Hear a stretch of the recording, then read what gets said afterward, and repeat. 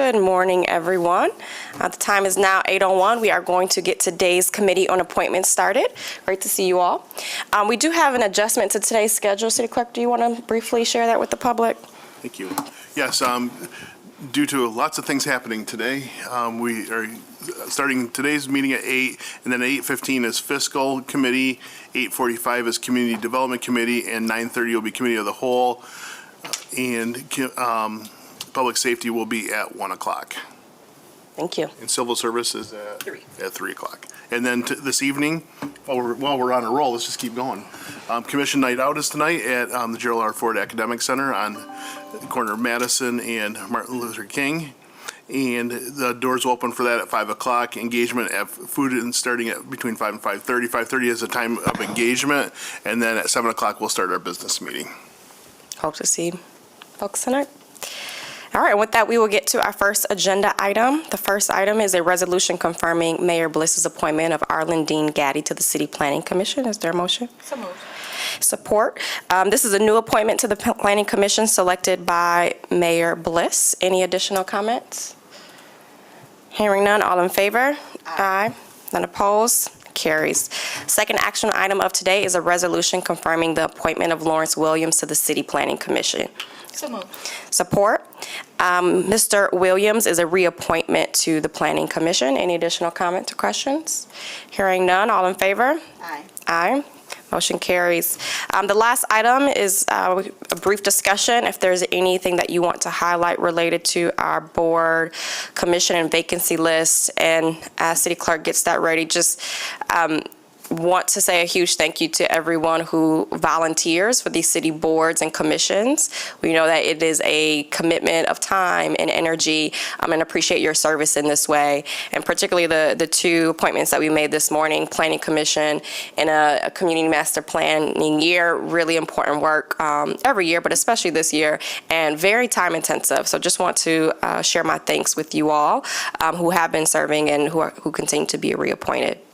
With that, are there any items of note, Commissioner? I don't have any, thank you. I don't have any for today either. So with that, we will adjourn at 8:03. Thank you.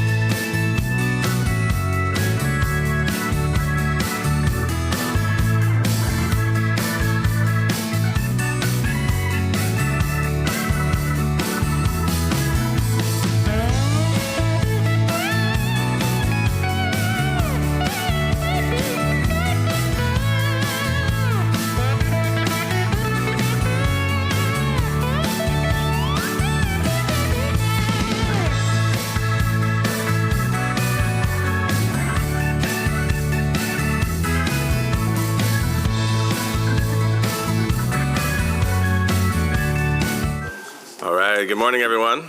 We will call the fiscal committee to order here at 8:15. First order of business this morning is a resolution authorizing the Grand Rapids Police Department recruit class 24-05 to attend Grand Valley State University Police Academy for a total cost up to $96,367. So moved. Support. Moved and supported. Mr. Weibel, good morning, sir. Good morning, Commissioners. This will be our first recruit class of fiscal year '25. Allows us to send 10 recruits to Grand Valley State University Police Academy.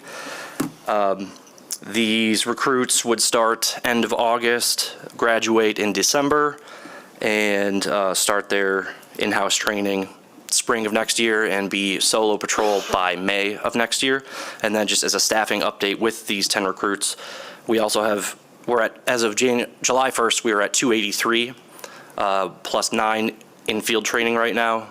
These 10 recruits plus a few lateral transfers, which gets us close to 304 authorized strength, but then you have a handful of retirements, so that will pull us back down. But we're moving in the right direction and appreciate your consideration of this. Very good. Colleagues, questions concerning this item?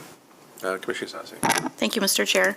I just want to say thank you. That was going to be my follow-up question, and so when people anticipate the questions, I appreciate that, because I think that has been like the ongoing question, so thanks for that, Matt. All right, with no further questions, those in favor? Aye. Opposed, same sign. Motion carries. Thank you.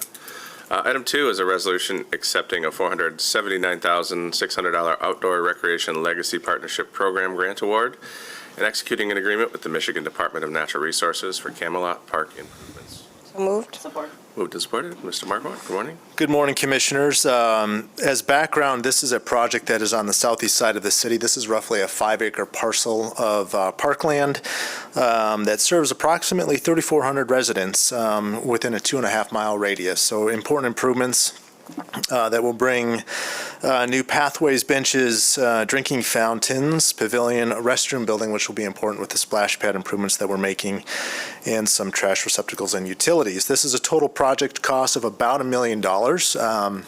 This is a 50-50 grant from the state of Michigan Outdoor Legacy Partnership Program. And with this award, we intend to begin construction in the summer of 2025. Very good. Colleagues, questions about this? All right, hearing none. Those in favor? Aye. Opposed, same sign. Motion carries. Thank you, sir. Item 3 is a resolution approving a professional services agreement in an amount not to exceed $69,600 with Jocko Civil Process for civilian subpoena services. So moved. Support. Moved and supported. Mr. Weibel. Thank you, Commissioners. We appreciate the Commission's support. This is a new request for our FY25 budget that the Commission granted. We have been looking to have a civilian subpoena service so we can free up an officer position. An officer in the detective unit has currently been serving subpoenas. So as numbers were getting a little bit lower, it was taking another officer off the streets and preventing them from helping solve crime. So again, it's a $69,600 not to exceed amount for this civilian subpoena service. Happy to take any questions if you have them. Colleagues? Commissioner Sassi. Thank you, Mr. Chair. I just want to say again, I appreciate the department's work to identify what work can be done from a civilian standpoint. How can we have the most efficiency and have those officers working on solving crime in the city? Thank you. Thank you, Commissioner. Very good. Those in favor? Aye. Opposed, same sign. Motion carries. Item 4, resolution accepting a grant amount in the amount of $110,154 from the Michigan Department of Environment, Great Lakes, and Energy for the Office of Sustainability to hire a full-time staff position. So moved. Support. Moved and supported. Good morning. Good morning, Commissioners. Good morning, Commissioners. Annabelle Wilkinson, Interim Chief Sustainability Officer. This resolution is to accept a grant award from the State's Department of Environment, Great Lakes to Energy to support a full-time staff position, an energy and carbon specialist for the Office of Sustainability. This position will play an important role working towards our city's municipal and community-wide greenhouse gas emissions reduction goal, and this funding is paired with additional funding from the Wegge Foundation that was accepted by this committee on June 4th. Very good. Colleagues, questions? All right, hearing none. Those in favor? Aye. Opposed, same sign. Motion carries. Thank you. Item 5, resolution authorizing the write-off of water and sewer utility account balances for fiscal year 2024. So moved. Support. Moved and supported. Mr. Jernberg, good morning, sir. Good morning, Commissioners. What you have in front of you today is our annual bookkeeping that, per the policy of the city, allows us to write off basically balances that are older than 2 years that are under $10. Very good. Questions, colleagues? All right, hearing none. Those in favor? Aye. Opposed, same sign. Motion carries. Thank you. Thank you. Item 6, ordinance amending Section 1 of Budget Ordinance 2024-2023 for fiscal year 2025, Amendment Number 1. So moved. Moved and supported. Ms. Claren, good morning. Good morning, Commissioners. This morning, our first amendment is out of the Office of Sustainability. We just talked about this grant position. Teaming that grant funds with operating match, we have adding one administrative aid position to the department, and then finding the funding for the position out of the other grants fund. Number 2, COPS grant hiring program, we're appropriating $621,000 in revenue and appropriations in the police grants fund, no effect on fund balance, and including our match of $415,000 from the general operating fund. Again, no effect on fund balance. Number 3, from Environmental Services Department, we have the replacement of the sewer main on Michigan and Fuller. This is authorizing an increase of $890,000 of revenue appropriations to the sewer improvement fund. No effect on retained earnings. We're authorizing, we're drawing that money actually from sewer operations fund balance. So moving on, next few are from the engineering department. We have the Caledonia Pump Station on 60th Street. That's for $4.2 million. Number 5, we have 60th Broadmoor, Patterson, and East Paris water main replacement. That is just under $4 million in the water improvement fund. And then for the engineering department, we also have the reconstruction of Godfrey Avenue. That's just under $1.7 million in the Vital Streets Capital Projects, a non-bond fund with no effect on fund balance. Our contingent balance, we're starting the year with $1.5 million per policy. Very good. Colleagues, questions? All right, hearing none. Those in favor? Aye. Opposed, same sign. Motion carries. Item 7 is our bid list resolution for July 30, 2024. So moved. Support. Moved and supported. Colleagues, any questions about any of the items on the bid list? All right, hearing none. Those in favor? Aye. Opposed, same sign. Motion carries. Item 8 is our Comptroller's warrant report for the period June 28, 2024 through July 15, 2024. Mr. Comptroller.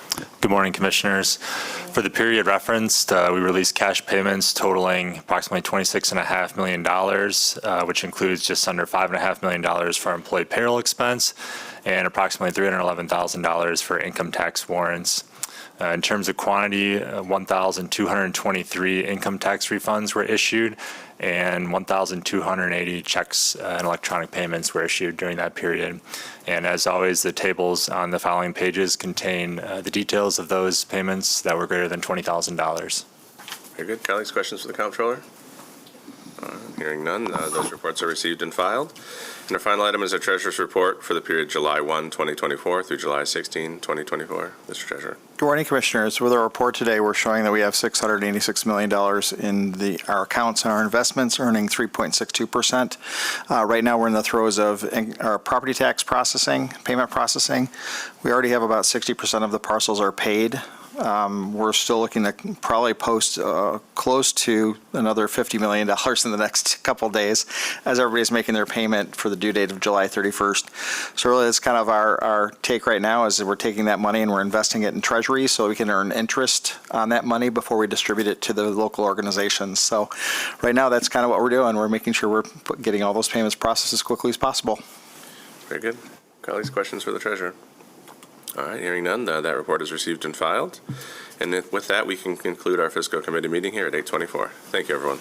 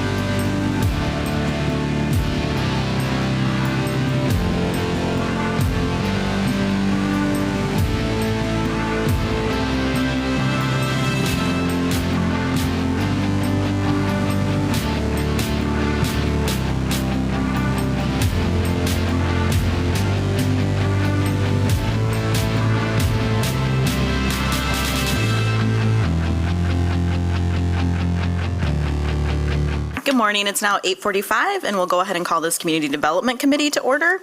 I'll be sitting in today for Commissioner Robbins. So we have a number of items, colleagues, so we can go ahead and get started. First is a resolution awarding a contract with Wyoming Excavators, Inc. for rotomill resurfacing at various locations, 2024-1 in the amount of $4,111,991 with an amount not to exceed $5,425,045. Do you have a motion? Support it. Moved and supported. Mr. Berkman? Good morning, Commissioners. So this is the first of 4 rotomill resurfacing projects that we're planning for work to begin this construction season and then continue through the fall of 2025. This particular contract is generally in the western area of the city. It consists of 15 street segments that we're planning to mill and resurface. Wyoming Excavators provided the low bid of 4 bids that were received in the amount of just over $4.1 million, which was under the estimate of about $4.5 million. Wyoming is a registered microlocal business enterprise with the city and is the prime contractor on a number of active projects throughout the city. So in addition to this contract, they're finishing up, much to everyone's excitement, Michigan and Fuller. They are busy working on Division Fulton of Michigan. They have the 2 adjacent projects on Cesar Chavez between Clyde Park and Hall, and as also Omina from Burton Street to the south end of that cul-de-sac. So Nate Post is the Vice President of Wyoming. He's here with us today, and just want to acknowledge him and thank them for their work throughout the city. But seeking your approval of this contract award to Wyoming with a total amount not to exceed of $5,425,045 coming from the Vital Streets Fund. Thank you, Mr. Berkman. Colleagues, questions for Mr. Berkman? All right, thank you. Everybody's got that real-time information, so that is on my commute home, Mr. Berkman, so I'm happy to hear that. Yes, it should be open. And thank you. Mr. Postma, you said? Post. Mr. Post, thank you. Thanks for being here. All right, all those in favor? Aye. Opposed, same sign? Okay, motion carries. Thank you. Next is a resolution approving a fireworks discharge permit to Strictly FX LLC for indoor special effects at the Van Andel Arena in connection with Cage the Elephant on August 16th, 2024. So move. Support. Moved and supported. Buongiorno. It's pretty simple, Yeah. a lot of flames, we'll be in attendance, make sure things are safe.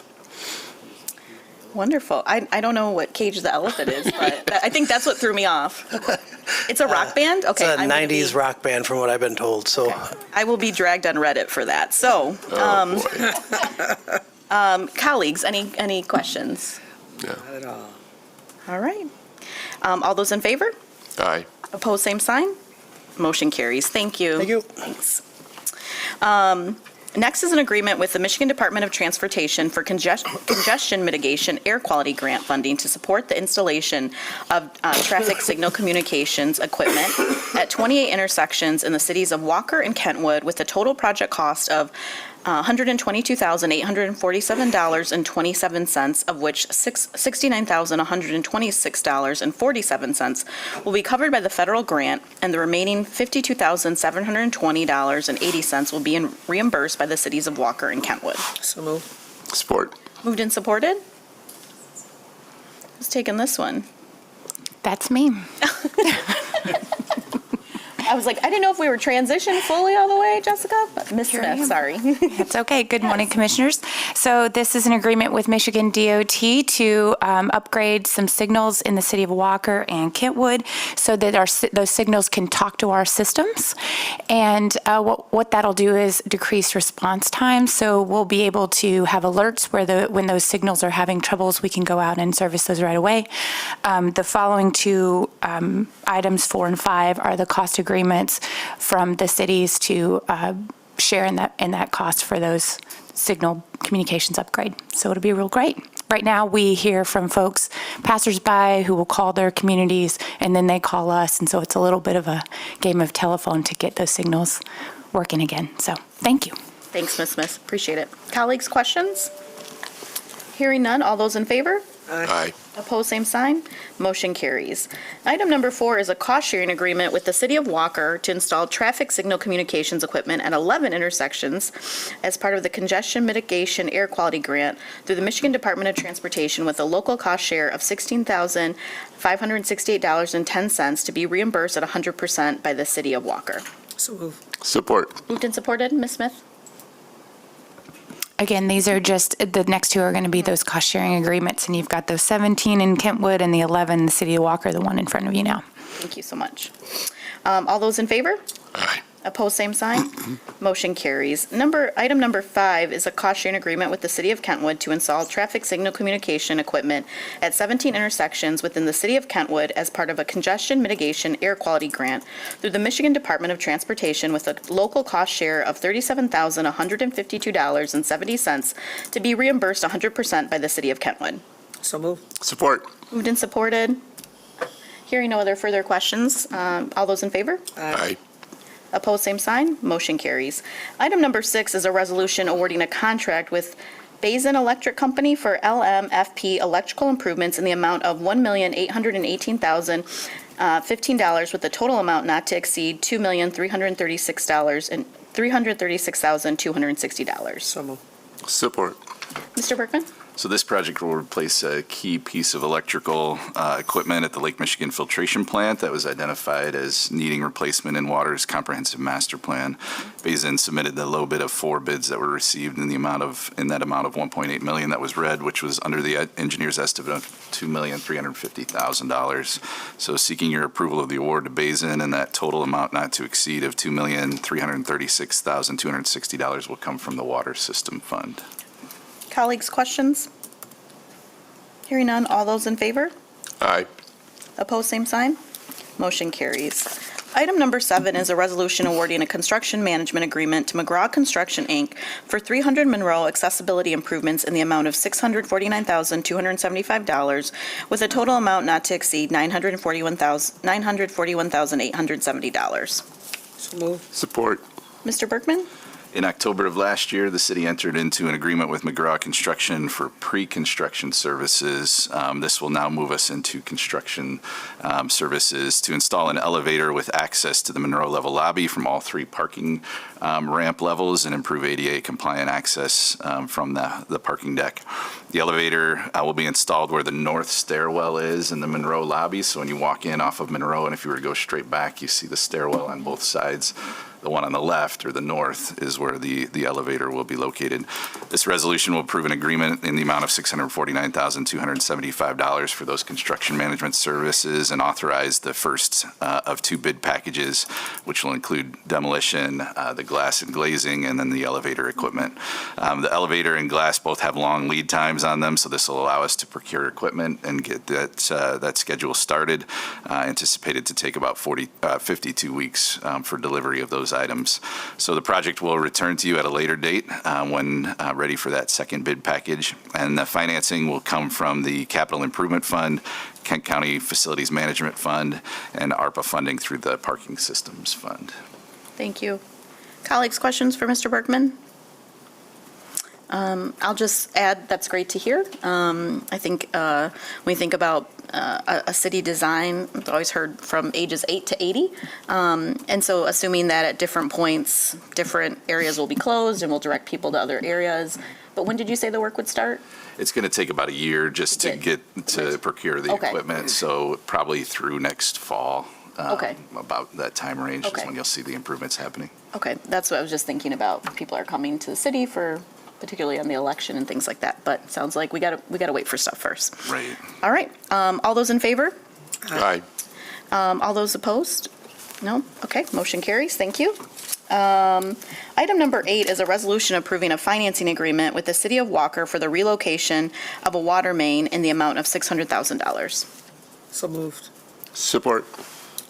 In 2025, Walker is coordinating with MDOT to rebuild and widen Fruit Ridge Avenue from 3 Mile to Northridge Drive. As part of that project, the 16-inch water main along the east side of Fruit Ridge will be relocated. Some of it is within the influence of the proposed bridge footings that will go over I-96. So Walker will manage the construction contract for the water main work with an amount not to exceed $600,000 being funded through this financing agreement, the cost of which will then be recouped through Walker's rate structure. So requesting your approval for this agreement with Walker. Thank you, colleagues. Commissioner Bing? No. No, oh, that. Okay, all right. All those in favor? Aye.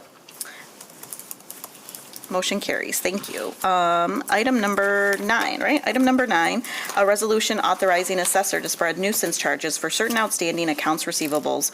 Roll number 8790 totaling $457,081.04. So moved. Support. Moved and supported. Good morning, Commissioners. This is our semi-annual request to authorize the assessor to begin the next nuisance special assessment roll process. This is nuisance roll 8790 in the amount of $457,081.04. It includes 1,393 invoices. It's about 13% lower than our most recent nuisance roll, and equates to about roughly 5% of the total amount of invoices that were that were billed during that period. And the period covered our invoices with due dates between January 1st, 2024 through June 30th, 2024. Thank you. Are there any questions? Hearing none. All those in favor? Aye. All opposed? Same sign? Motion carried. Thank you. Thank you. Item number 10 is a resolution approving the commemorative designation of the intersection of Henry Avenue and Logan Street as Cliff's Corner in honor of Reverend Dr. Clifton Rhodes, Jr. So moved. Support. Moved and supported. So as you know, the public hearing for this item was held at your last meeting to consider this request from Messiah Missionary Baptist Church. That is, the church is located at the southwest corner of Henry and Logan, to commemoratively designate this intersection as Cliff's Corner.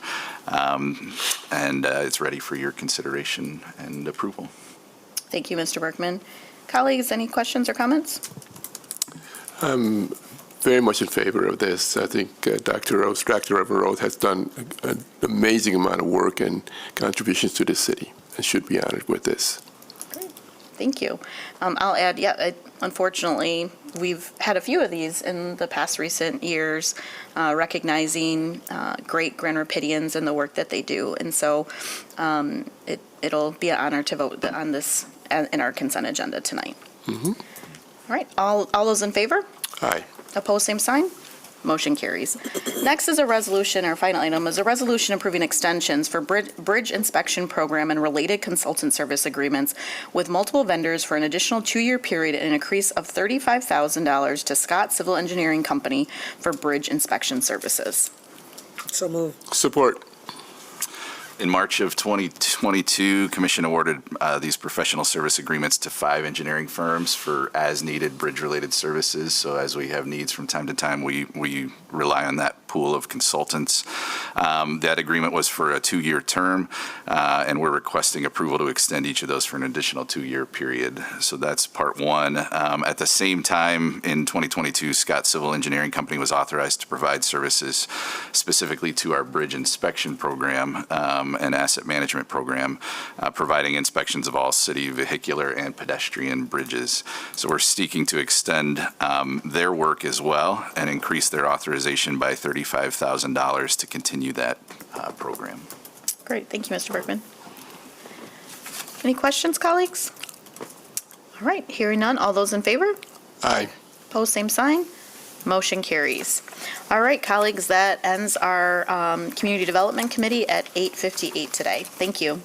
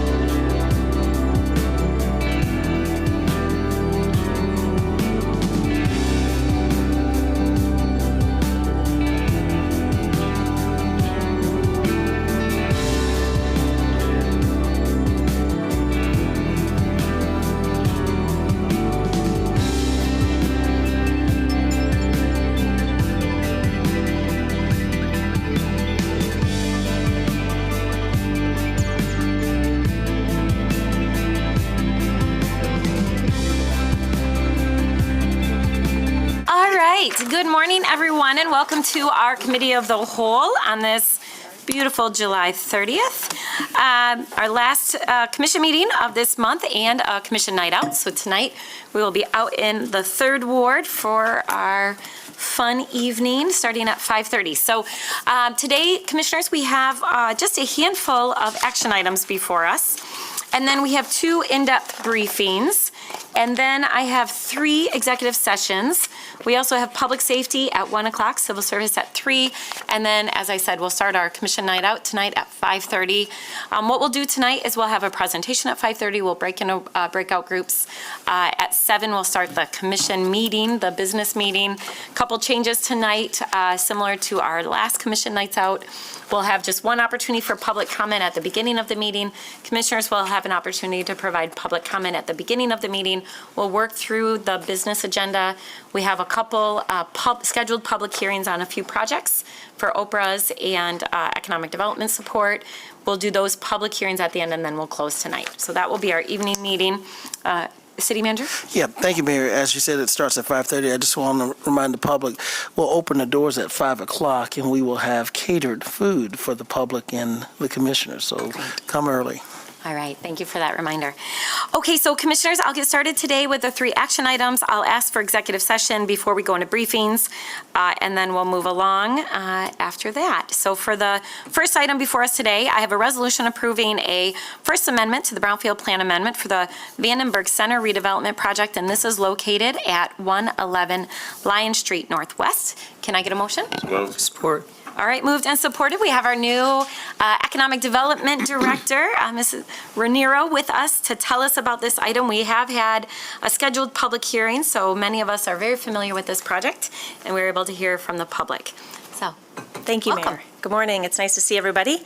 Yes, this item is being recommended by the Brownfield Redevelopment Authority as well as shared support from the Downtown Development Authority. The purpose of this First Amendment is to revise the scope of really the second phase of the 111 Lion redevelopment. This is going to change the scope and add eligible activities.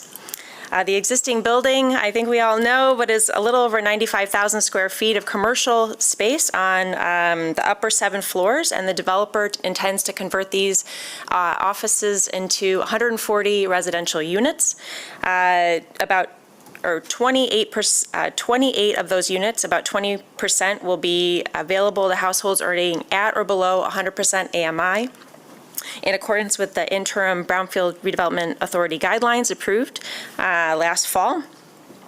The total investment here is $31 million, with construction cost at $23 million, and is really associated with the development of the housing units themselves. The developer here is requesting a little over $15 million in brownfield eligible activities, which we are traditionally seeing as our demo, lead and asbestos abatement, and infrastructure and site prep, as well as housing development activities now. This project in particular, the housing development activities include reimbursement to fill the financing gap associated with the development of those units, priced for income qualified households, and really the reimbursement for the potential rent loss. Am I giving you too much detail, or is this? No, keep okay, going. okay. You're doing great. Okay. You're doing great. Okay, perfect. The term of the reimbursement here is expected to span the Brownfield plan, which is a 20-year plan, and the affordability compliance period will align with that term of reimbursement.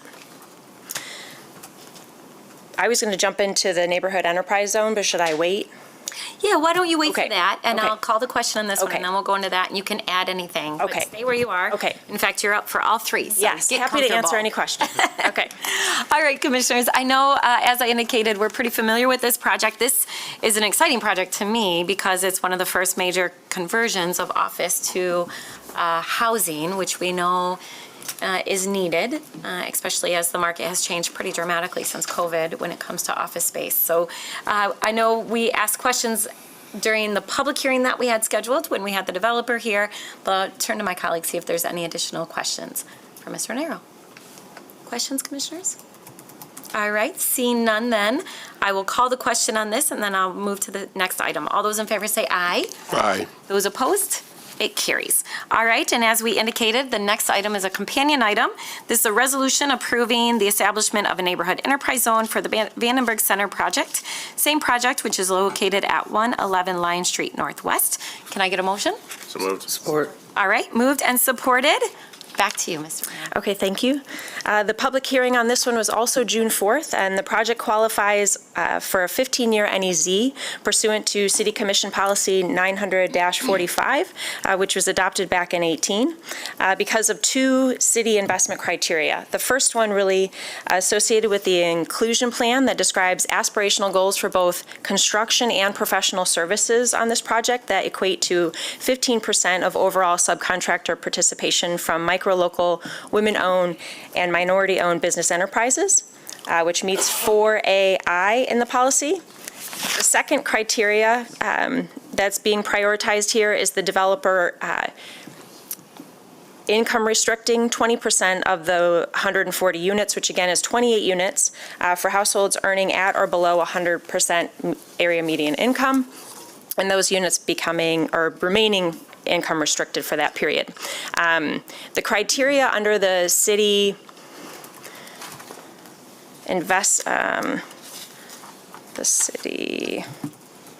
investment criteria, yes,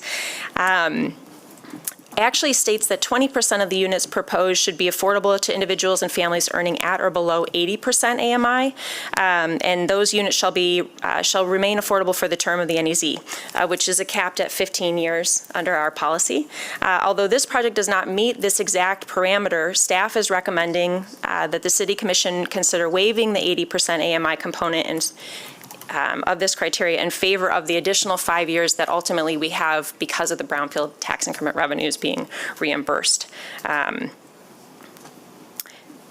So, and as a result, obviously, Mayor, you already mentioned this would be activating empty office buildings. So I'm very excited to see it here before you this morning and happy to take any questions. Yes, thank you. And if anyone wants to be reminded what building that is, it's this bunker that we're looking at outside of our windows right here, urban renewal at its best. Commissioners, any additional questions or comments?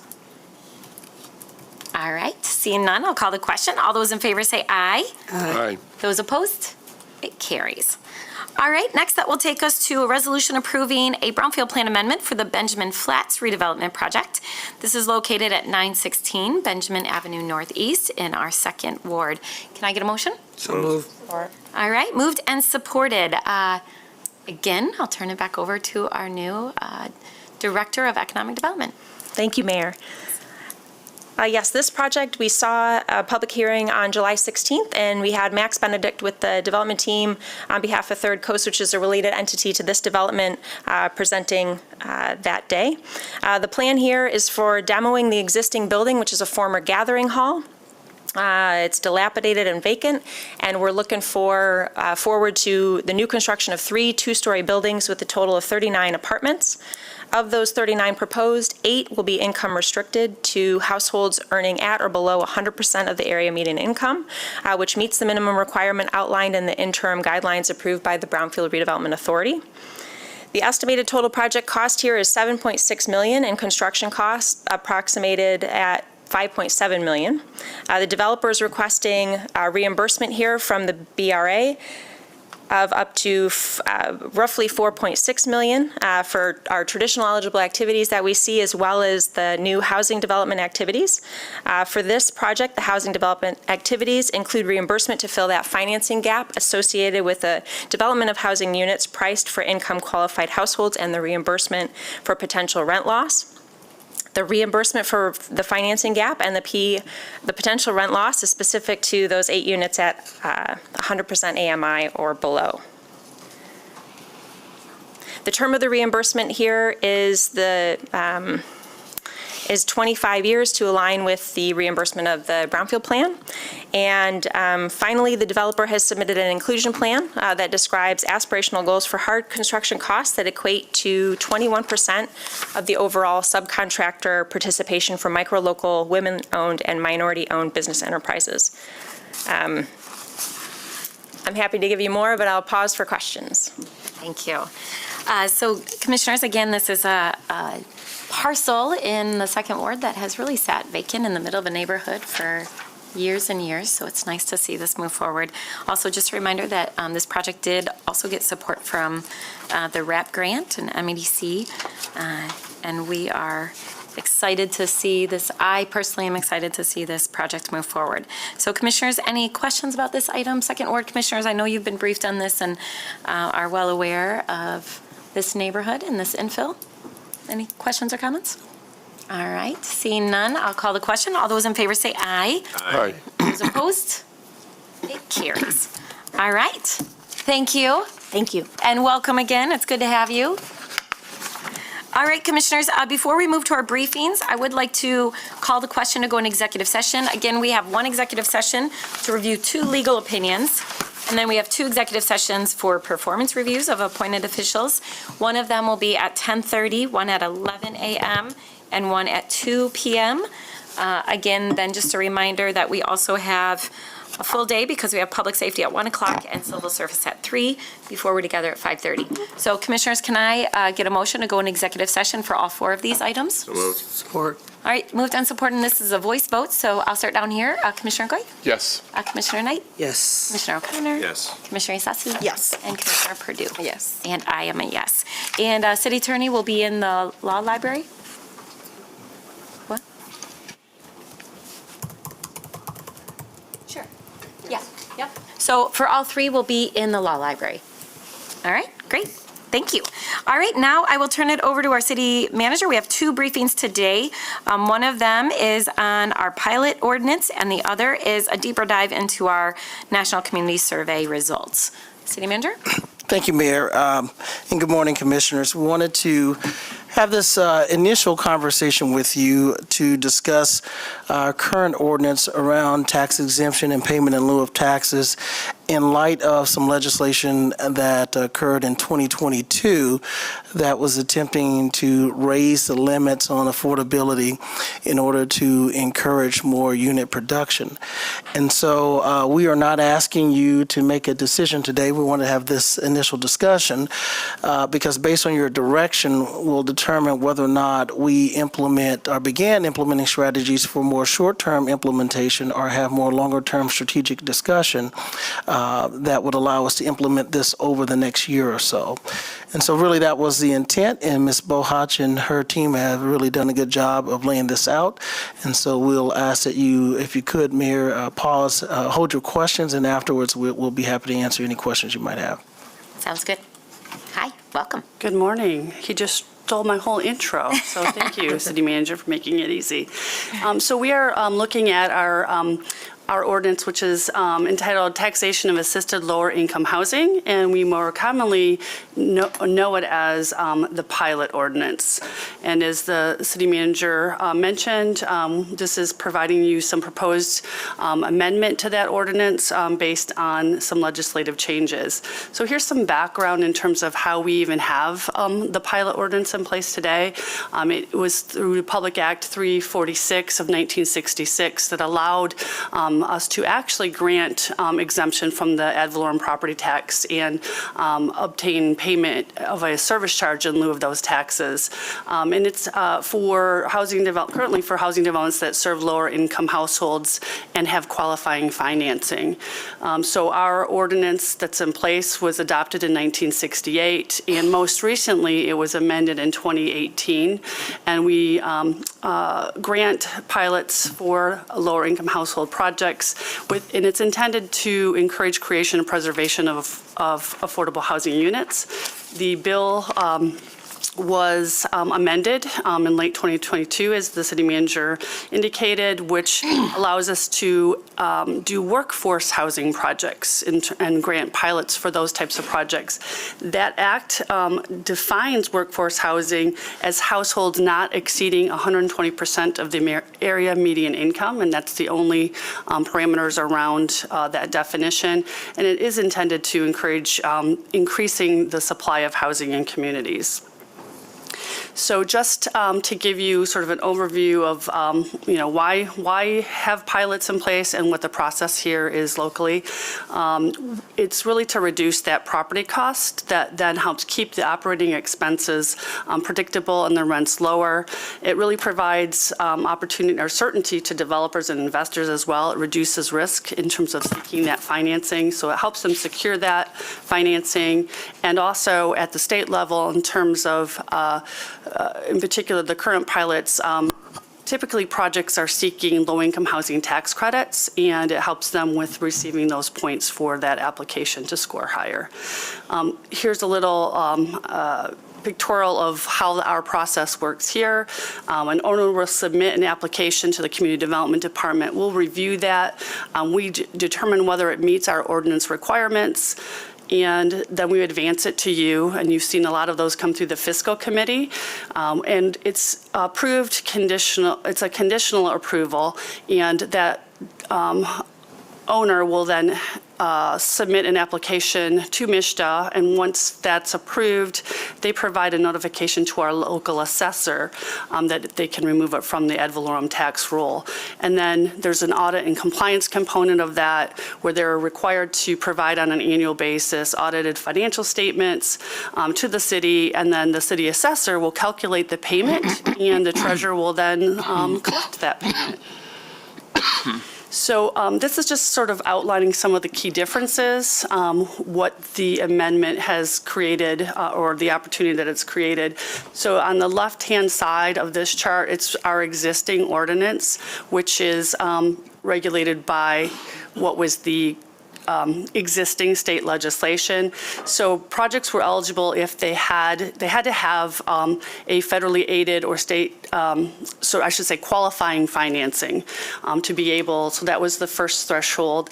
It was required that they served lower income households, elderly and or the handicapped at incomes at or below 60% of the area median income, and that they had a certain ownership entity type.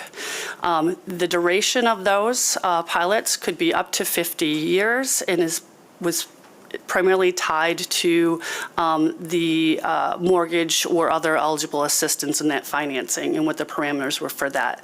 There was no requirement for any county notification. The amendments to the act really removes a lot of those requirements, so you don't have to have a qualifying mortgage or grant financing. It allows for households that with incomes at or below 120% of the area median income, and you don't have to have a specific ownership type or structure in order to seek pilot. So basically it's allowing a whole new type of housing project. The pilot for lower income, all those eligibility requirements remain in place. That would all still be required. This is really looking at something that's added to your policy. The duration for workforce housing cannot exceed 15 years, and in order to restrict that, there's a requirement for covenant running with the land to restrict that use for that income level. The workforce housing projects differ also in that it requires us to actually notify the county, and they need to take action, which basically in the act it's referred to as an additional amount. The county has the opportunity to be able to tell us that they still want to get payment for what they would have received if that pilot was not in place. So we will, through this process, have to figure out how that works through with the county and what their view is on this as well. When we put this together, we've been working through some of the implementation and things to consider. And so we wanted to, there are communities that already have these, this policy in place in their community. So we looked at MSHDA's, they had a template for an ordinance. We looked at other communities that have put theirs in place so far. We did some interviews with some nonprofit housing developers and a few for-profit developers in our community. And we also had consultation with other city departments, the city assessors, city attorneys, the treasurers, and our economic development staff. the municipalities, for the most part, adopted the MSHDA actual ordinance template. They are addressing projects up to 120% AMI with the maximum amount that is allowed, which is a 10% pilot. When we talked to them, they did not have, were not able to really give us any details of how they would actually implement and do compliance and how they're defining rehabilitation and a lot of other components that go into the implementation of it. A lot of that was not considered. They adopted the ordinance and are just moving forward. So we brought a lot of questions to them that we did not get a lot of, I guess, feedback on in terms of our questions. In our developer interviews, there was a general consensus that 120% AMI is at a high level, and there was support for an 80% level in terms of where that policy lands, or where the policy change might land. The minimum, and that a minimum number of units should be established. And they also brought up to us that requiring the audited financial statements that's required currently for pilot could be a cost burden for smaller projects. When we talked to our internal departments, they had some expressed concern about the volume of projects and the impact on revenue, recommended that we have tight compliance standards, so a little bit different, obviously, than what the developer world would want. And then we also had some questions about if this policy could be retroactive, and we confirmed with our legal staff that it could not apply to any past rehabilitation or redevelopment work. So it would be whatever, once the ordinance takes effect, anything moving forward. So we have some recommendations highlighted here. As we went through this, we also were just looking at our lower income part of this policy and are suggesting some changes there if we're going to make amendments to the ordinance. And one is that we better define the lower income household. There's not a definition currently in our policy. And then also to specify that if there's a LIHTC, when LIHTC projects are so the LIHTC projects have to be at 60% of the area median income. However, they have the ability to actually rent some units up to 80% as long as the total unit composition does not exceed an average of 60% AMI. So we might want to call that out in our ordinance. And then there's also the service charge. Currently, we have an election option for developers. Some years ago, we made that change, and it was intended to incentivize an election for contribution into our affordable housing fund. So there's our traditional pilot is 4%. Service charge, and what we're recommending is that we eliminate that difference because it really doesn't incentivize them to check that box, even though it's a lower amount. So what we're recommending is that we would retain that 1% service charge and then increase the contribution to the Affordable Housing Fund from 2% to 3%. So in essence, it's a 4%. Operates the same as a 4% pilot. What we've learned from developers is that they would check that box anyway because there's an opportunity. These resources are going into a fund that they would potentially take advantage of in the future for projects. So when we ask them to make that election, they kind of question why we're doing that. So that would be one recommendation. And then when it comes to the workforce housing, we are recommending that be added to our policy for projects with a minimum of 5 units, and that we're recommending it at an income not to exceed 80% of the area median income, and that you establish that at the 10%, which is the top end of what's allowed, and that we would then recommend you split that somehow between the Affordable Housing Fund for that contribution to the Affordable Housing Fund and the actual service charge.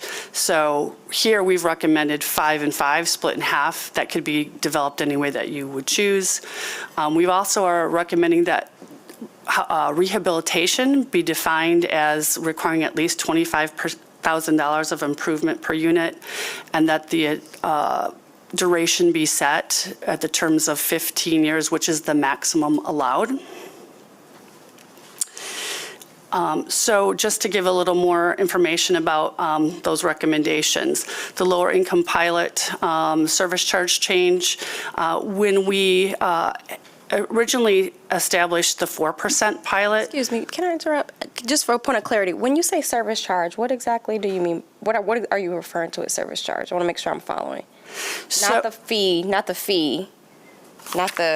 AFH contribute, or sorry, not the sorry, just can you please explain that? So rather than paying your ad valorem taxes, a calculation is made that basically you're paying a service charge equivalent to 4% of your shelter rents. Yeah. Okay, so yeah. the service charge refers to the percentage of shelter rents? Yeah. Okay, thank you. Now, if the city treasurer or assessor would like to provide more information, we can ask them for that. That's their expertise.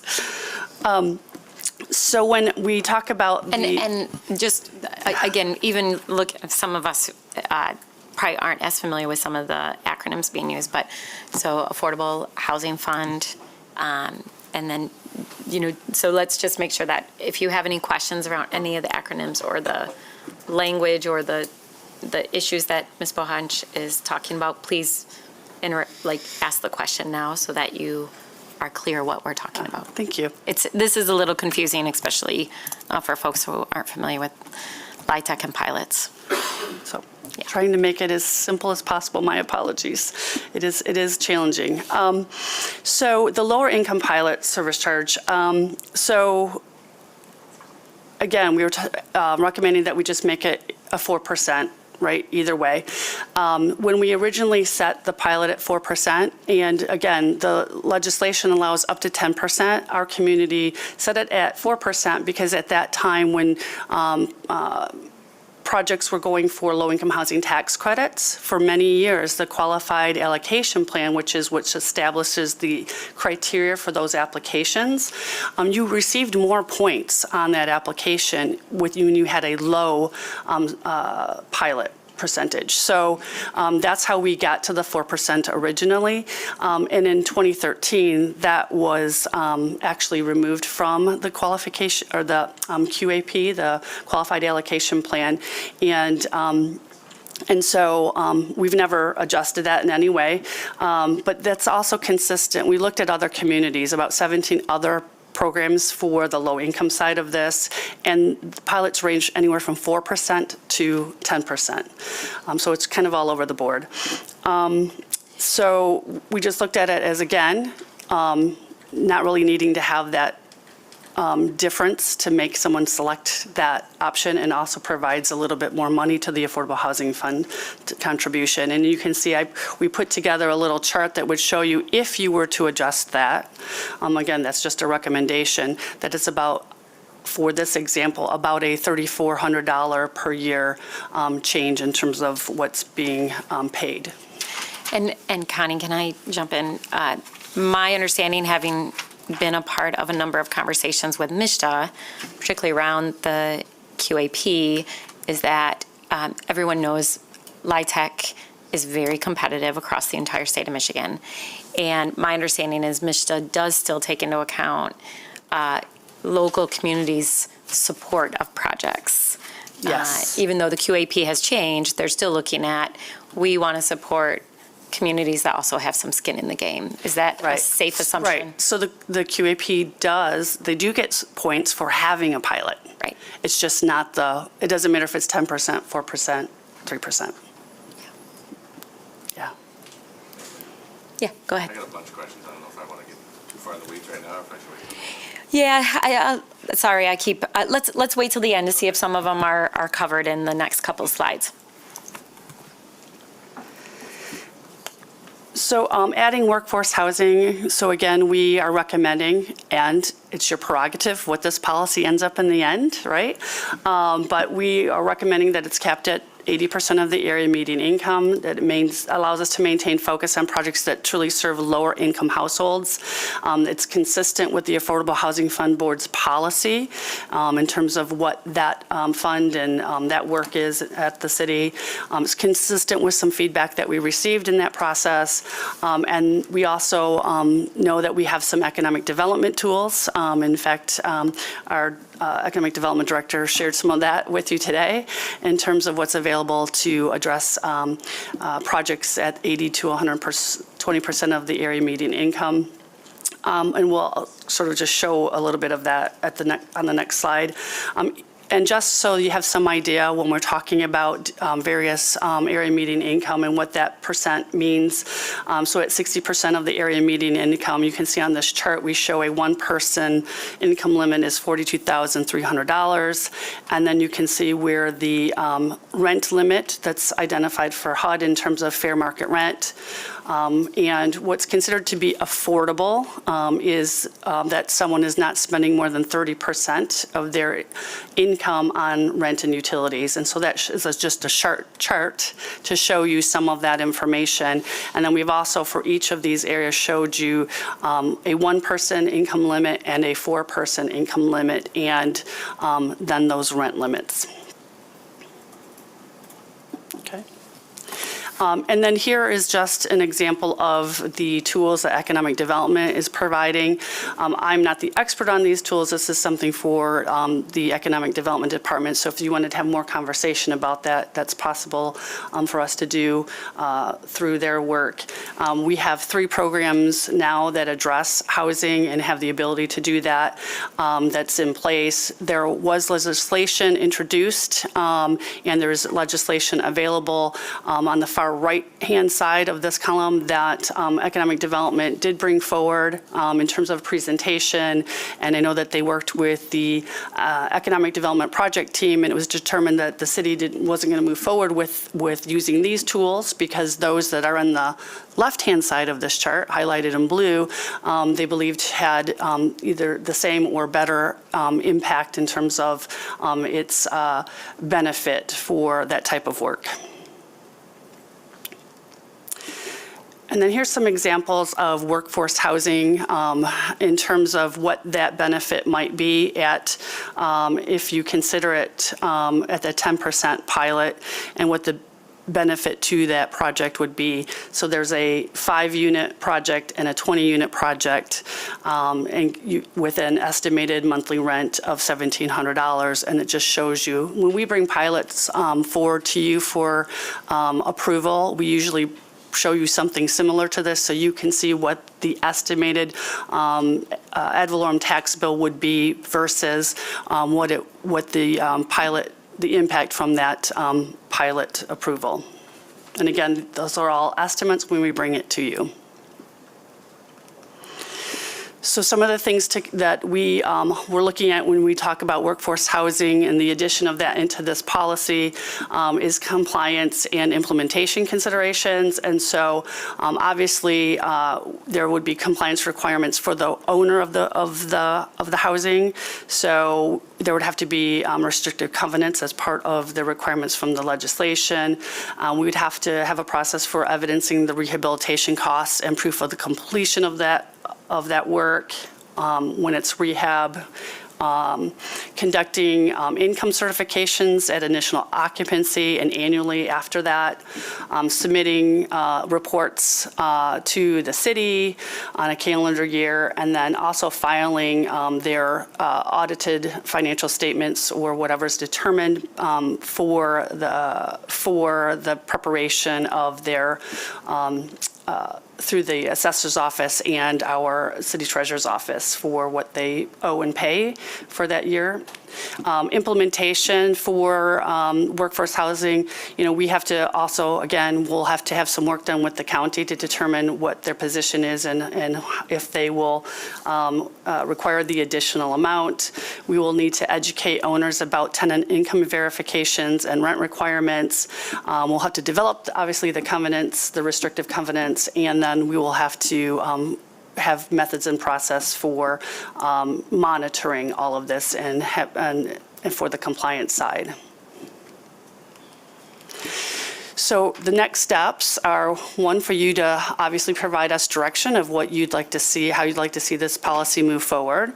And then we would come back to you with a formal introduction of those proposed changes, and then as well as scheduling a date for consideration of adoption if that's what you're choosing to do. So there's two options here. One is more of a fast track, which is we can come back to you after this meeting, come back to you, introduce an ordinance for its first reading, set those dates, and then go down a process more quickly to actually have you consider it for adoption as early as September. In September, and then that ordinance would be able to take effect and meet the ability for a project owner to actually file if needed by the November 1 deadline with the state. Or if you think there's more discussion and consideration, then we would look at that based on your timeline and what direction you provide to us.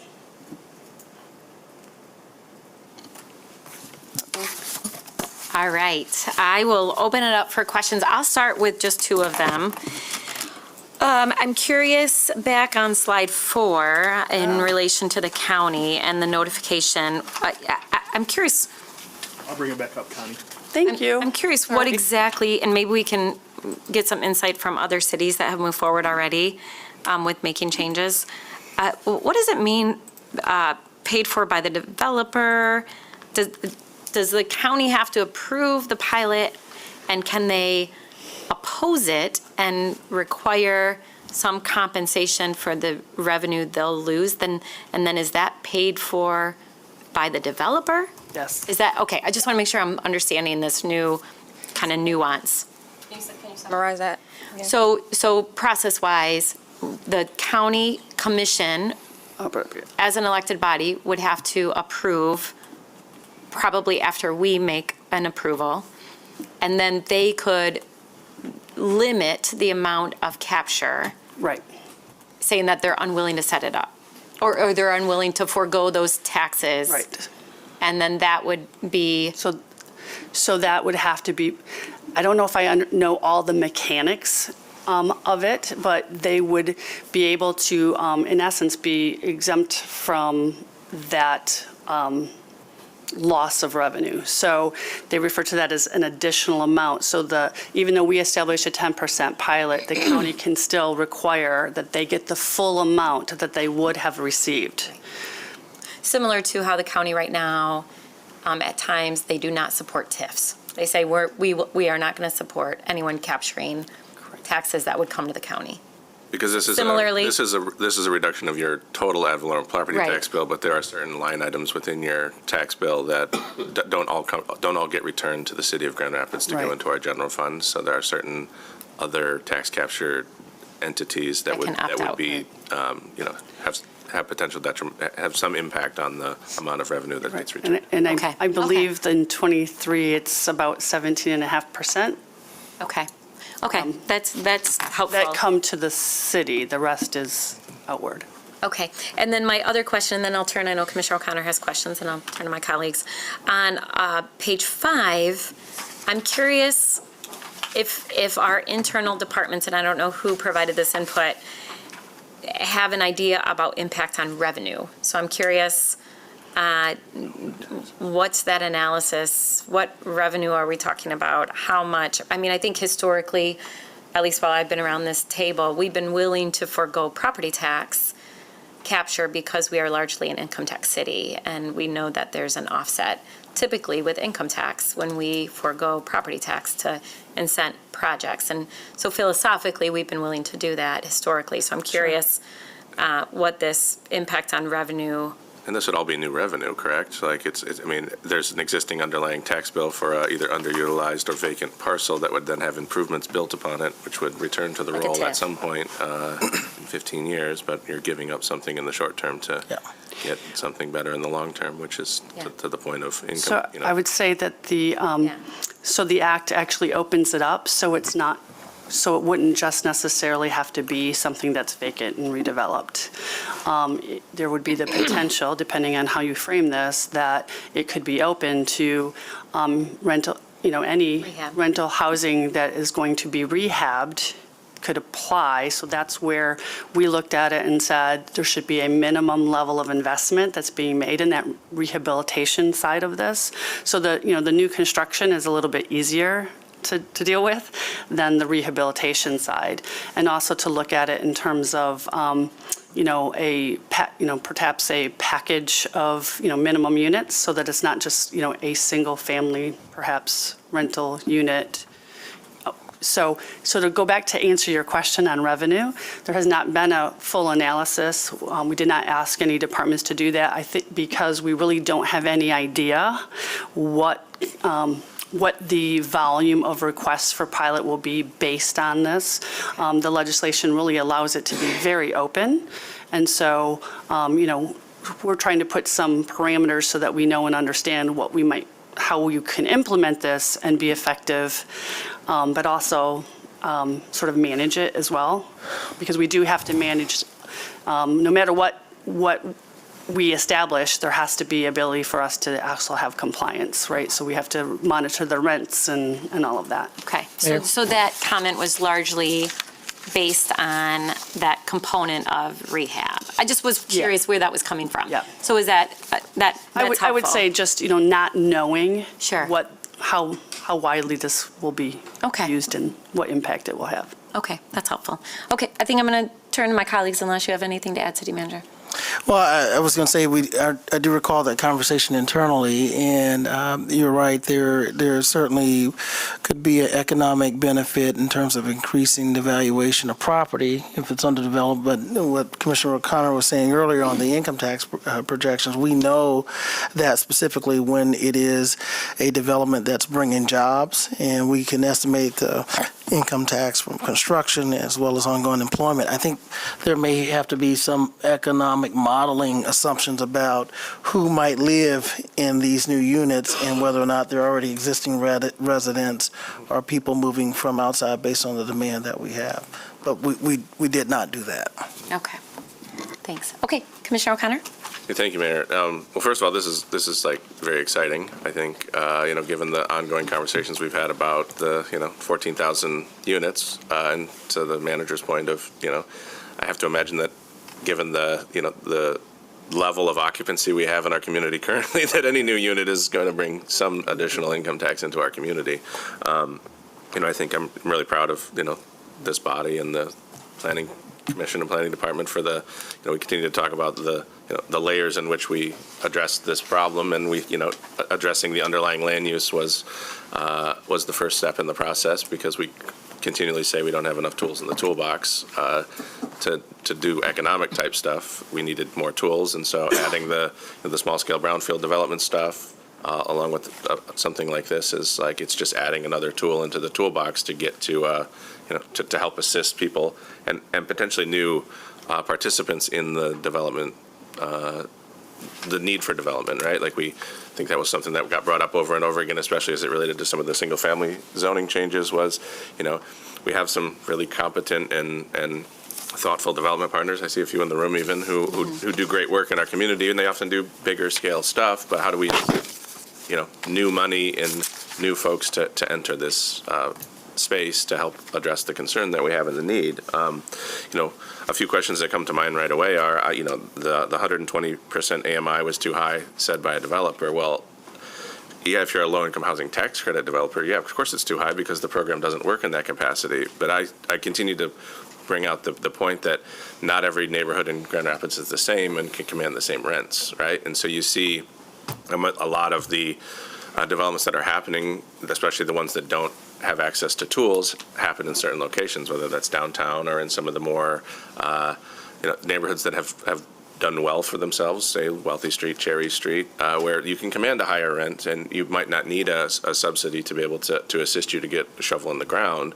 But you look at many of our other neighborhoods and neighborhood business districts and areas where you're not seeing development happen as fast because the cost of construction is, essentially a static number. It doesn't matter if I build a unit on Leonard Street or I build a unit on South Division, or I build a unit on Cherry Street, they're all going to cost the same, essentially, dollar per square foot to build, but you can't command enough rent to be able to offset that. And so that's why I think we've seen a lag in some of the development activities, is there are no tools for those smaller scale projects in some of our neighborhoods that can't command as high of rent. And so, again, I don't believe that 120% is too high, because I know that there are plenty of projects that could be shovel-ready with a little bit of help, but there is no help. So saying that 120 is too high for a certain pool of developers, I think is real. But if we just need more housing, why would we artificially cap the program if there is, and I assume, there is no cap to the number of these that we could approve, right? They still have to go through the qualification process. So why put an arbitrary cap in place to limit the availability and the usefulness of the tool if we know that we have a big delta of 14,000 units we're not accomplishing? So to me, it would make more sense to leave the cap higher and try to incent those new developers into the marketplace by giving them a tool that could potentially help them go from, no launch to launch. The other question is, I know we've historically done a 4% scale. Could we have a sliding scale for pilots, right? Like if 4% is necessary to actually still go get a LIHTC, well, okay, then apply for a 4% pilot. But if the captured revenue from a pilot is based on the sheltered rents, we would actually capture more money from a pilot by allowing if a 10% pilot is still a benefit to someone that gives them a tool in their toolbox and they're willing to take on the burden of a 10% pilot rather than a 4% pilot, it's still a benefit to them, but it actually provides more benefit to the city. Why couldn't I have a sliding scale for pilot fees? It just seems like that would, I'm sure there's and that could be based on AMIs, it could be based on investment if I'm building new, it's going to cost $300,000 a unit, but if I'm renovating an existing single family and it only takes $25,000, well, let's create something that actually works. And again, if there's no cap to the, it's not a finite resource in a sense that there's not a pool of money that once it's gone, like the Affordable Housing Fund. This is a tool that can be ongoing in perpetuity, and we can offer them, I think, artificial caps. I found in my 9 years of sitting at this dais that we love to we like to come up with something and then it doesn't actually work. And so we always have the ability to shrink, or make it more broad, but let's start and see where the ceiling is at on something like this. I think that's the majority of my. Okay, let's see if can I Ms. Bohatch has a response, and then Yeah. I'll turn to other questions. Commissioner Knight has her hand up, and then colleagues down here, and then Commissioner Sassi, and then Purdue. So yes, a scale can be created, and that's, again, up to your direction if that's what you are interested in. We can work on that and bring something back to you related to that. And just for clarification, LIHTC doesn't require that a developer have 4% for their scoring. What they're looking for is that there is a pilot in place. And as I indicated, there's communities that it ranges anywhere from 4% at this time to 10% for that low income or lower income housing pilot. I know it's a point of discussion among my other big city mayors who do not often support a 4% pilot. Usually it's lower than that, so. Commissioner Knight? Just to what Commissioner O'Connor said, I do like, that was one of my questions, is can there be a sliding scale or something? But then also, when we're talking about, 120% AMI, how can we, is it that we set that cap there and that there are different rules for people who can't necessarily do the 120% AMI, or how can we work that out so that there is enough supply for people who are at that level and then people who are at the 80% and below, right? Because I'd be interested in knowing what is the demand for those two numbers in our community, right? Who's making that money that can afford 120% AMI, and who's making the money that can afford the 80%, right? What does that look like in our community? Because I know, they are building outside everywhere besides the places where we need it. Not to say that we don't need all of it. We need all of the housing, but what happens when we put that number so high that that's all that's being built, and then there's nothing for those who are not making that kind of money in our community? Yeah, it's a good question. I do believe that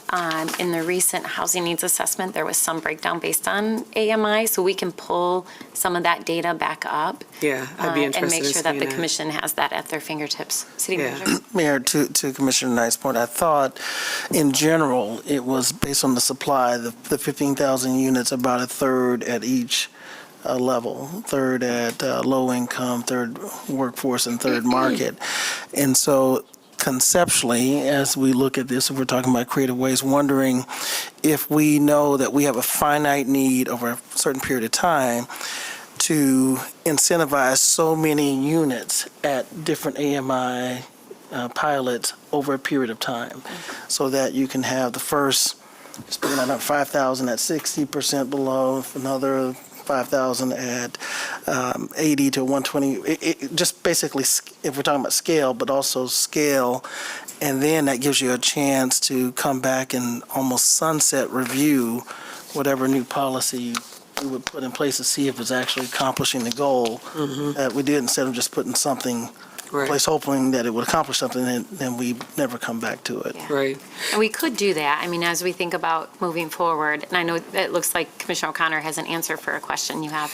I can see how his brain works over there. I mean, that is something that we would be able to do, is we could say we're going to make some changes to a 5-year pilot. We're going to come back. I don't want to say pilot because we're talking about pilot. Right. We could put a policy in place for 5 years and put in like clear indicators that we want to assess to see if we're moving the needle, and then we can make changes. So again, I think the beauty of this is that this body has a lot of flexibility in how we want to move forward. Commissioner, and then I'll turn over here to Commissioner Isasi. I'm just looking at page 10, Yeah. you know, with a 10% pilot for a 20-unit project with an estimated cost of $3 million. The project sponsor benefit is about $41,600 a year, right? So if you take that benefit that's left, that's money they wouldn't be paying in property taxes, that is a savings, and you divide that by the 20 units over 12 months, that's $173 a month in rent, right? That they don't need to capture to cover the financial burden or the cost of covering that property tax bill, right? And that's on a 10%. That's on a, you know, I don't have the number for the 4% pilot, so that savings is bigger on a 4% pilot, right? So, you know, I assume it's probably close to slightly more than double if there's just, you know, 6% is. So about $300. It's probably $300 to $350 per unit that's saved on a 4% pilot. So again, I think that's where that sliding scale based on an AMI structure would make sense, that you would receive more benefit because, again, if you're trying to house someone at a lower AMI, they have less resources available to spend on 30% of their month. So being able to have that sliding scale where you receive a bigger benefit, so that you assume and you hope and you believe that based on some of the rules that get put in place that benefit is not going into the developer's pocket. It's what they have to do to be able to construct the property and then, you know, pay the ongoing operational cost of taxes and insurance and maintenance and all the things that are necessary. It's a savings that will ultimately land in the lap of someone needing a home, or needing a roof over their head.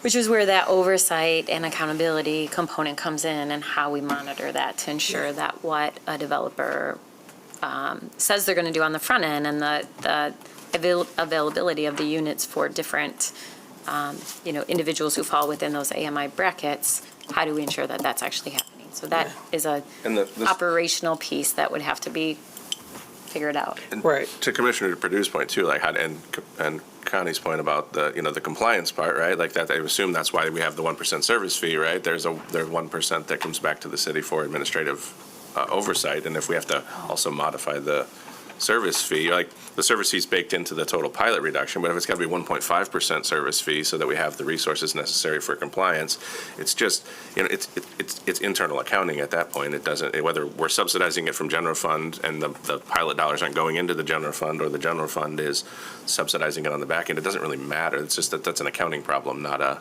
revenue problem. Yeah, that's a good point. Okay, let me turn down here. Oh, go ahead. Yeah, sorry. Commissioner Knight, And the then other I'll question I had, I'm sorry, Commissioner was around, so if this gets put in place now, it can't impact organizations who have already been doing some of this work, right? So they can't go back and capture any of that from the past. So if you had a project that you either newly constructed and built or renovated, right, rehabbed, you would not be able to take advantage of this for that particular property unless you are making new investment in the property. So then how do we step back and look at how we can help serve those organizations that have been doing this, hoping that, we got all of this in place or whatever we're doing until we get this locked in? How does it benefit those organizations that have been doing that have impacted people with lower income in our community, and to be able to continue to serve that population? So it's not necessarily a new build, right? But it's the rehab piece. I don't have an answer for that today. There is an organization that has been interested in I would say, retroactive application of this. So we have worked through trying to figure out how we might be able to support that. The city charter does not allow us to actually do it retroactive. So it has to be when the ordinance takes effect, which is 30 days. The only time an ordinance can take immediate effect if it's a health and public safety issue, is my understanding from our legal department. But we have been trying to come up with, are there other alternatives potentially that could help address that, for an organization in particular that has a very large portfolio of properties and investment in the community at this time. We're looking at, is there any opportunities through any of our other funding sources, any of our other programs? We've worked with our economic development department as well, but so far have not come up with an answer to that. And if we do, we will definitely, we're continuing to see if there's opportunities. Yeah, I don't think the legislation allowed retroactive projects either. So in addition to our charter, Right. And then we have a particular project in the community where a developer had actually completed their project and everything was leased up back in 2019, a larger project. I think it's at 80% of the area median income in terms of some of the tenants in that property, and was interested in a retroactive as well, and that's not feasible. Yeah. I don't think that. And if it were, we would have to do the reason why I think about it, right, when we're talking about having enough for each of these groups, you're talking about there's a third for each percentage rate, right? And if we have some of that stock already available that can impact part of that 1/3, then how do we help navigate that, or are there ways that we can help navigate that? Yeah. Right? Because now you're hitting that third, now we can move on to the other two. Yeah. It's something important that we should be thinking about how we can impact. So it's an excellent point. Commissioner Isasi? Thank you. Thanks, Ms. Bohatch, for the presentation. I just have a few questions. So what Commissioner Knight just said, for any new rehab, it has to have a minimum $25,000 investment? That's what we're recommending. That's what we're recommending. Yeah. Okay, so that'd be policy. So going to slide 5, thanks for outlining kind of the overview and input. Is it possible, doesn't have to be in this moment, to get a list of who those nonprofit and for-profit developers were? I'd like to be able to see that. And then also, we talked quite a bit about the Affordable Housing Fund and their policy. Did we do a review with this, or is there intended to do a review with that body? So that would be another question. And then, I think the question on Kent County, that was something else. I think the mayor asked that question, trying to understand that. So it says within 45 days of receipt. So essentially, we're be creating this policy, but then every one that they would review, or would they have to create a subsequent policy, or this is? I think that would be up to the county to determine how they would want to handle that. But it requires for every project that we bring forward would have to go through the county's approval. For that. Okay, Right. just like it comes to us in fiscal and we're. Right, so what their process is, it'd be nice if there was some kind of blanket process. Yeah. But that's an excellent point, and we should ask the county for an update, because the county, in addition to creating the revolving fund for housing, they also are putting together a plan for a countywide brownfield development authority, and we should ask them what their plan is for this. Yeah, I think those were some of the questions that I had in my mind. I think it was helpful to hear the dialogue. I'm looking at the timeline because I think that was the question you asked too, like how, that you said it's kind of like decision point. So I like to always be able to answer those questions. At this point, I feel like that timeline's a little aggressive for me. Me too, based on the conversation. So based upon this conversation and some of the things that I feel, particularly on the I think this county piece, I know we can't, obviously they have a body as well, but if we could get some understanding without knowing that, it's hard for me to say that that timeline is achievable. So I just wanted to be able to answer that question for you too as well. Thank you. Yeah, that's a great point. And I wonder too how much flexibility we have in this timeline, even if we can spread it out for another 2 months to give us more time to really digest this and think about how we want to move forward. I would like to talk to some community stakeholders as well and get some input. So thank you for that. Commissioner Perdue? Thank you. Excellent question, Commissioner Sassy. Thank you. I agree with, curious about the folks who were engaged and gave input, and curious of how the Affordable Housing Fund would kind of respond to this proposal. I appreciate all of our varied efforts to think about how we're tackling our housing challenges and our affordability challenges. The first things that came to mind as I listened to today's presentation is echoing of some of my comments that I made during our budgeting session. I would like us to think more pointedly about how we preserve affordable housing in the city, how we ensure that we do have housing across all of those affordability ranges. To the conversation earlier, as part of response to the presentation, if estimated we need a third, the majority of what's coming before us for approvals for incentives is not in those bottom 2/3. And so how do we incentivize and help support the building and getting more truly affordable units for more folks in our community online? I think we need more effort on some of those goals to make sure that we're supporting folks across our income range. And then I'm curious about how the role of, and this goes to the question of who was engaged in some of the input sessions, but how this might impact developers of different sizes, nonprofit, for-profit, as well as those, what I call kind of our mom and pop developers. We're making some efforts in the city to support emerging developers. How may or may not this fit in to help or harm their efforts, and in proportion to some of those other parties. The the tools that you mentioned on slide 9 that our economic development department decided not to pursue.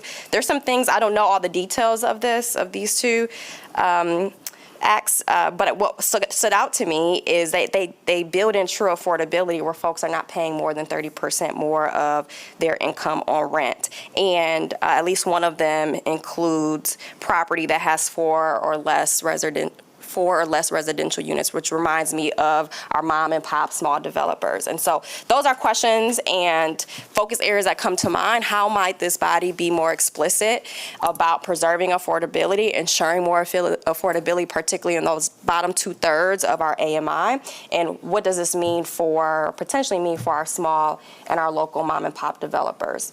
I also noticed, so the workforce housing is defined as 120% of area median income.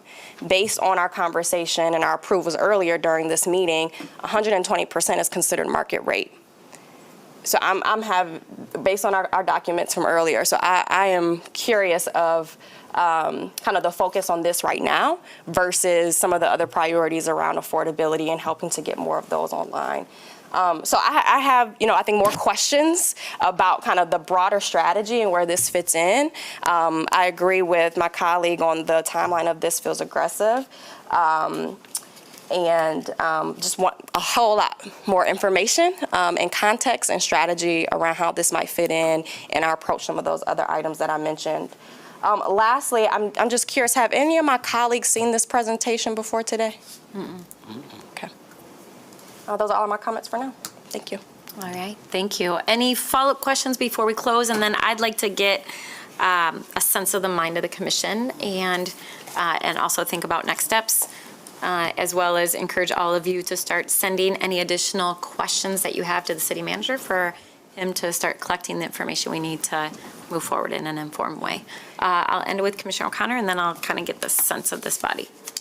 Yeah, two points, I guess. One is just about the timeline yet. While it does feel aggressive, there's a problem that we're trying to solve. And like, if we wait till another cycle before you can add this into the mix, it's another year without an available tool in the toolbox that actually has the ability to move the needle. And so, again, it's always about, what's the most amount of good we can do with the least amount of harm. And I'm struggling to figure out what the harm is. Like, again, it's not a limited pool of resources. I understand that, there is 120% AMI is nearly market rate, but it goes back to my example of the investment for things that are 120% still don't perform in the majority of our neighborhoods and neighborhood business districts.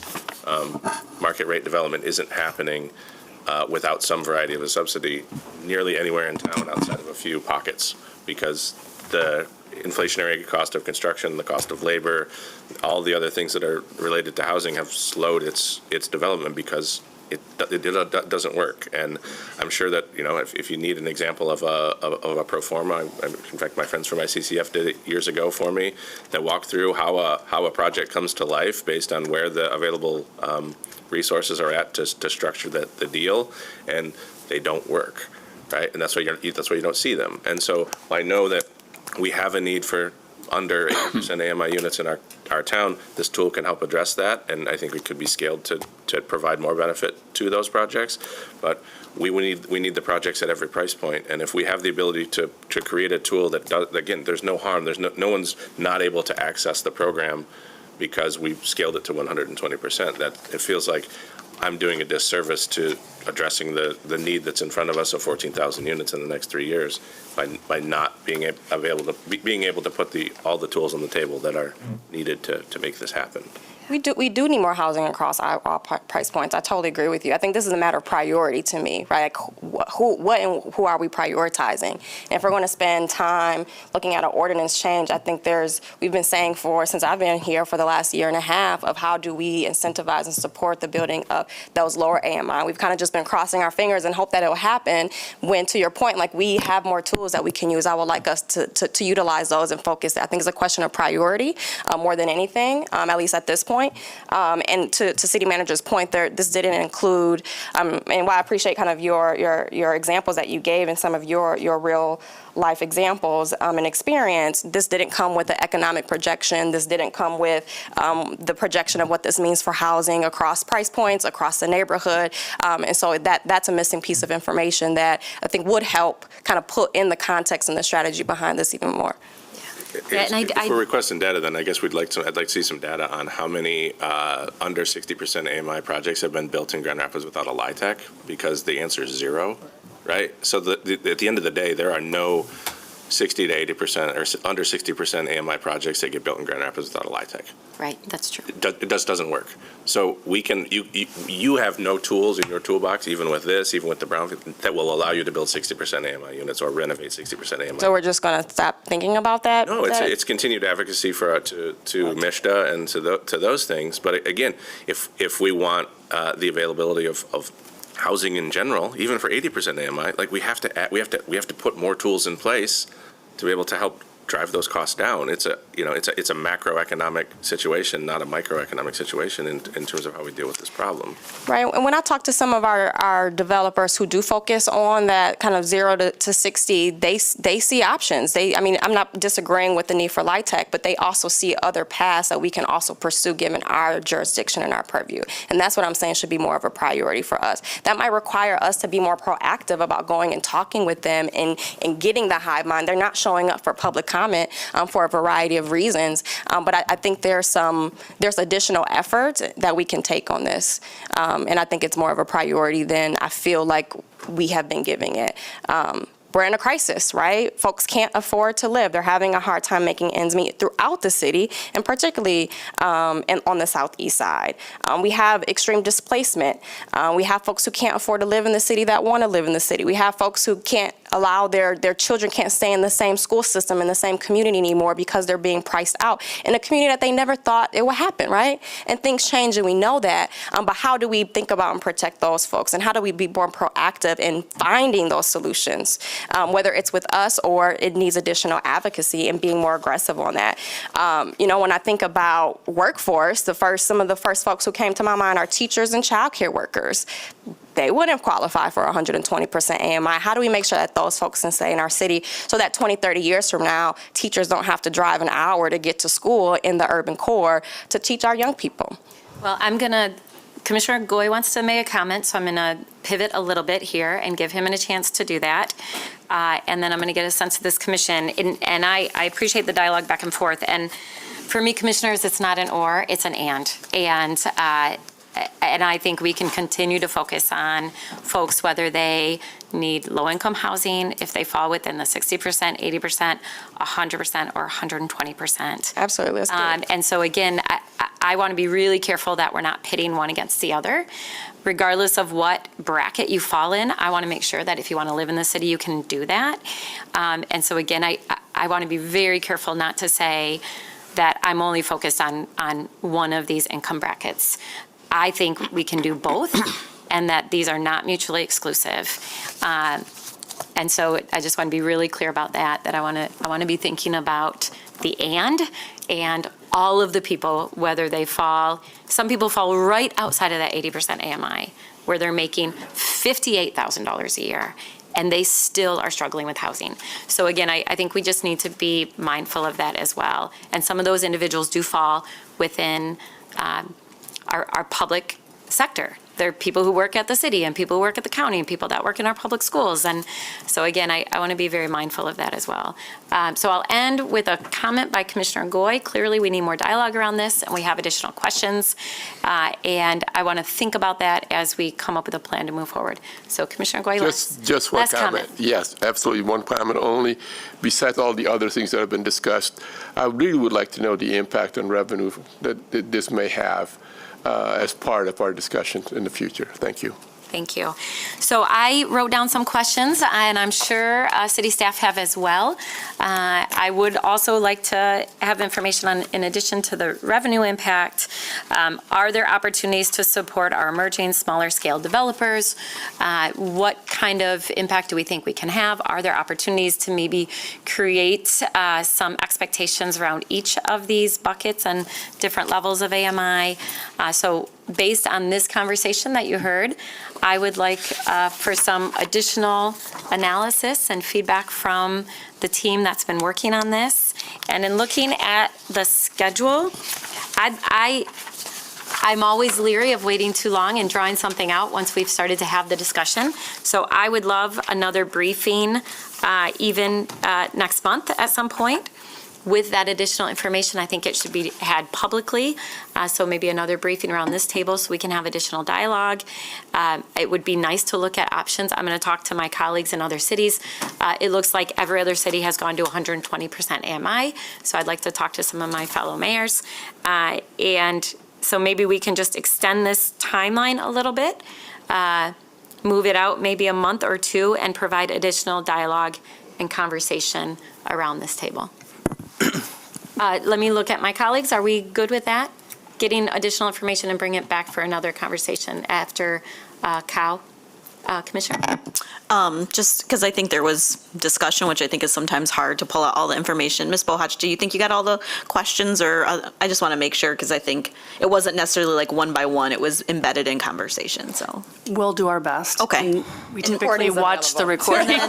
So to that, I want to recognize that, and so I think, give away our can we secret, identify, I'll let the city staff sort of internally where maybe we can say, these were all the questions. I just think we need to, this, as was stated, there's a lot of questions, so let's communicate multiple times. If we can get a message back to us, these were all the questions we heard across the board, colleagues, and then we, to your point, Mayor, then we can add anything new as we're talking to people, so then we're not, to your point, we're not wasting time by, oh, I didn't hear that question. I see that happen not just here, in any other place, so let's remove that barrier. Thank you. Okay, so this is what I'd like to see happen.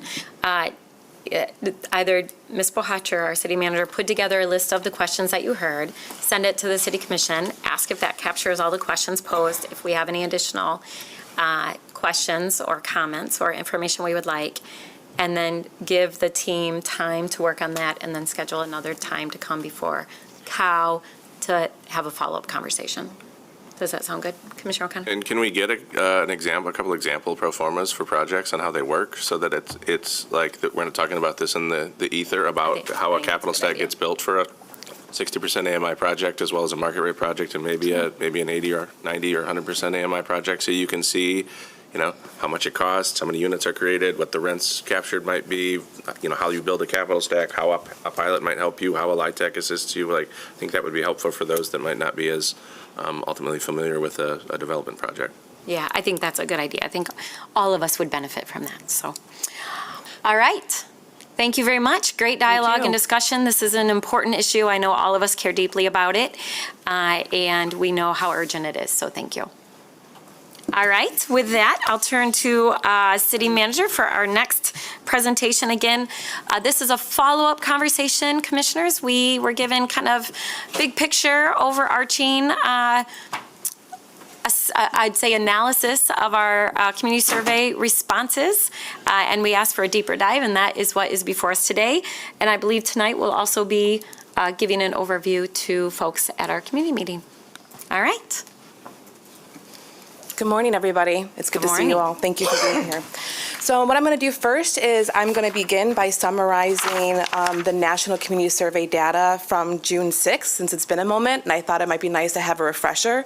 I will go through this pretty briefly before I get into the disaggregated data. So this slide here is an example of how residents rated quality and importance. And so when you see the larger gap, that is where areas where I would think of as important areas of attention, because that's like the area where we need to focus the most. The smaller the gap, the least amount of attention or least amount of importance.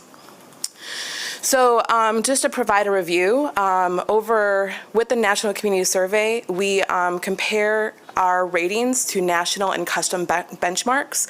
106 received similar benchmarks, 9 received higher ratings, and 8 received lower ratings. As I get into my disaggregated data, I will weave into and call attention to some of these details more specifically.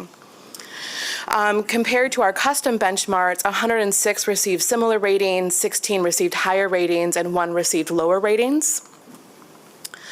Compared to our previous survey in 2022, 36 received higher ratings, 85 received similar ratings, and 6 received lower ratings.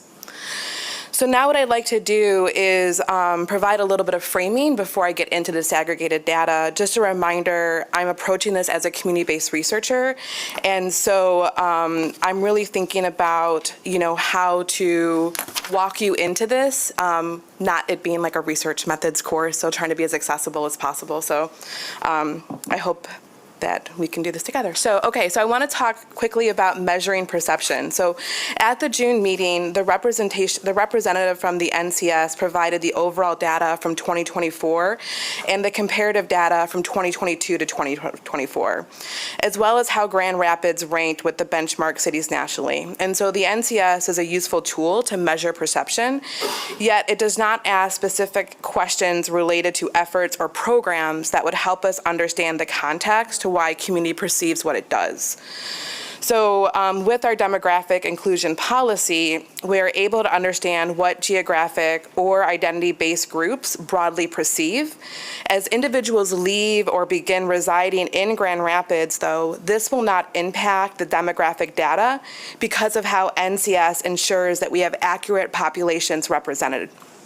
So with the support of the Assistant City Manager and the Performance and Management Reporting Specialist, I have compiled data that tracks statistically significant increases and decreases from 2019 to 2024. That's that sweet spot of that longitudinal study that we're really interested in. I will highlight some data from 2022 to 2024 as well, because as POLCO has updated their instrument, we have new questions that I still think are relevant to address. So moving on, one of the things I wanted to address is what are we going to do with this data? So what I would like to suggest is I'm not going to infer correlation in this presentation, but what I want to do is highlight compelling data sets and provide some acknowledgement of how public discussions could potentially lead to the increases and decreases that you're going to see. And so following this, I would like to suggest the following.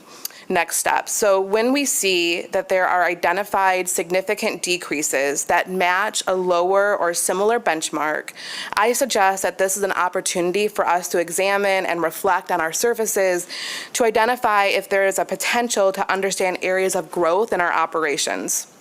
When there are significant increases alongside higher or similar benchmarks, I recommend that we examine these practices, efforts, and relationships to understand how to model these approaches for populations where there is a negative perspective or a significant decrease in another category. When there are decreases in perception alongside lower benchmarks, I recommend that we consider additional engagement experiences to gather context and insights. So my rationale here is that I want to provide space and opportunity for staff to have productive and meaningful discussions on their services and approaches as the beginning of how we plan to follow through on the next steps of engaging with the data. And also, I want to be intentional and thoughtful of when and why we plan to engage with community. This way we develop an engagement experience where we know what we plan to do with the feedback and can communicate that. So this presentation is organized through our strategic priorities. As a reminder, the NCS data is organized through the 13 facets of community livability. So my rationale here by shifting to our strategic priorities is it gives us a framework to understand responsibility and roles. So I'm going to begin with government excellence. So with government excellence, these questions were all ranked as similar to national benchmarks, and I'm going to go through this graph right now to help you understand how to read it.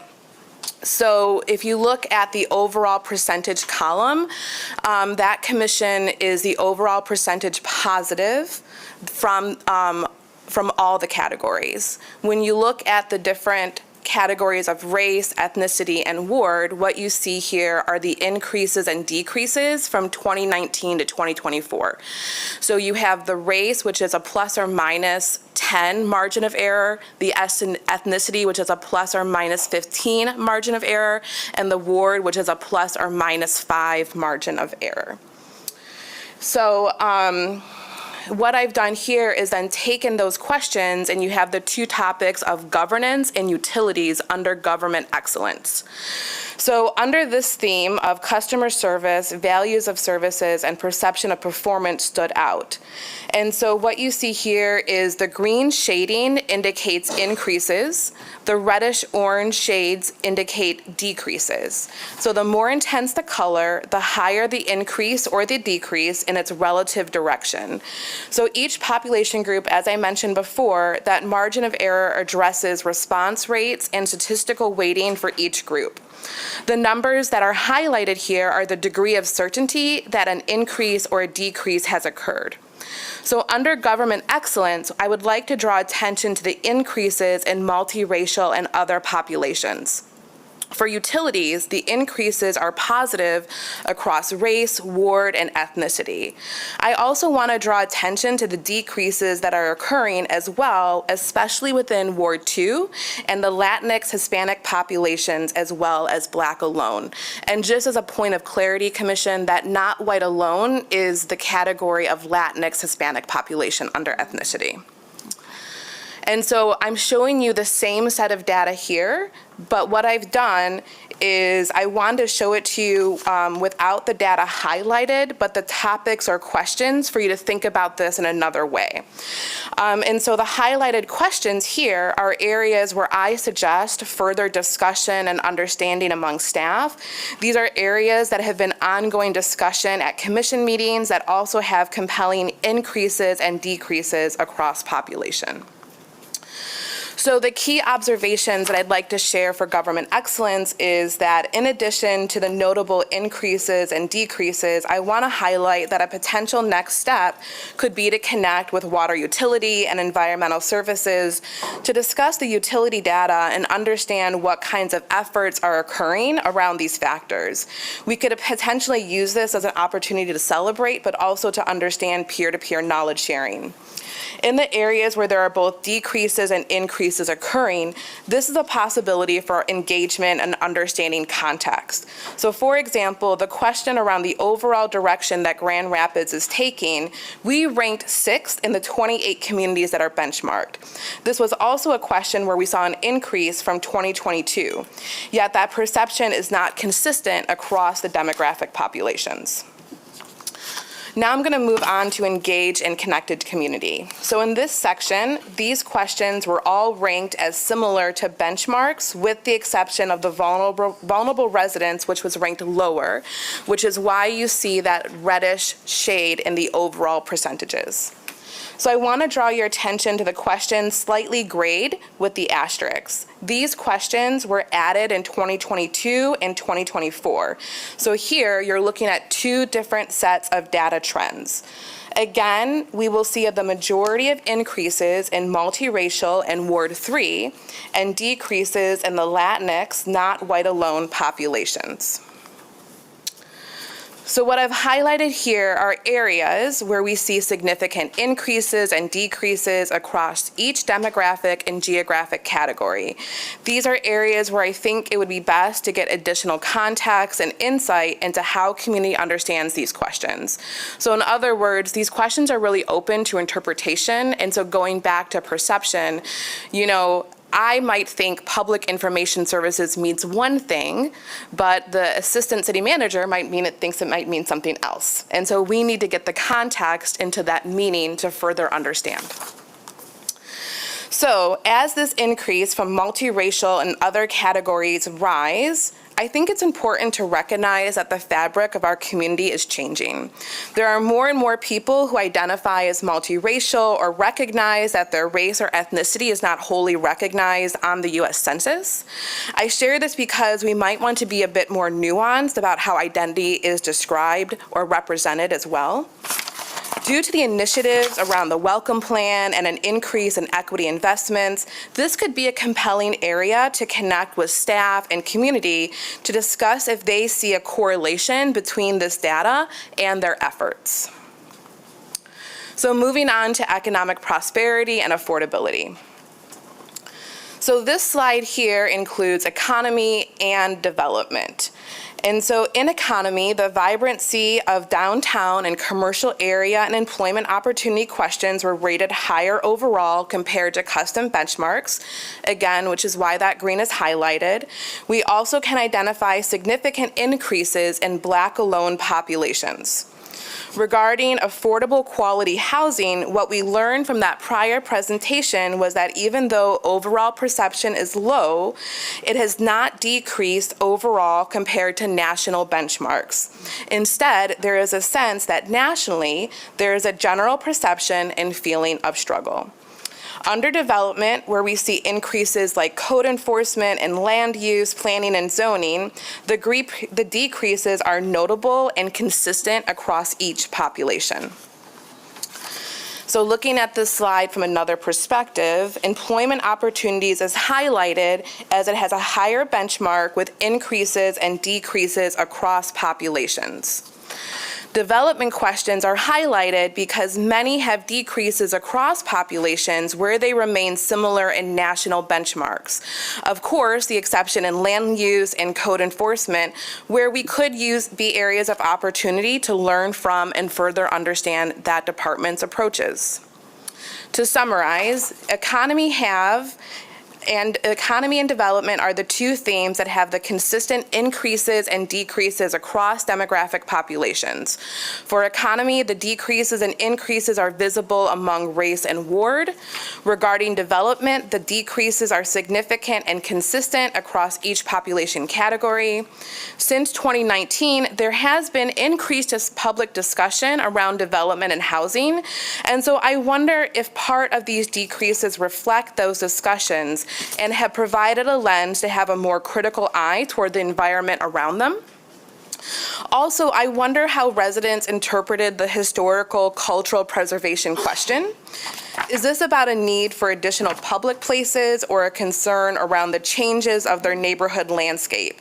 And so I'm sharing questions like this to kind of share where my head is at in terms of thinking about getting engagement or context, because we cannot say for sure, but I think it's worthwhile to kind of practice this inquiry.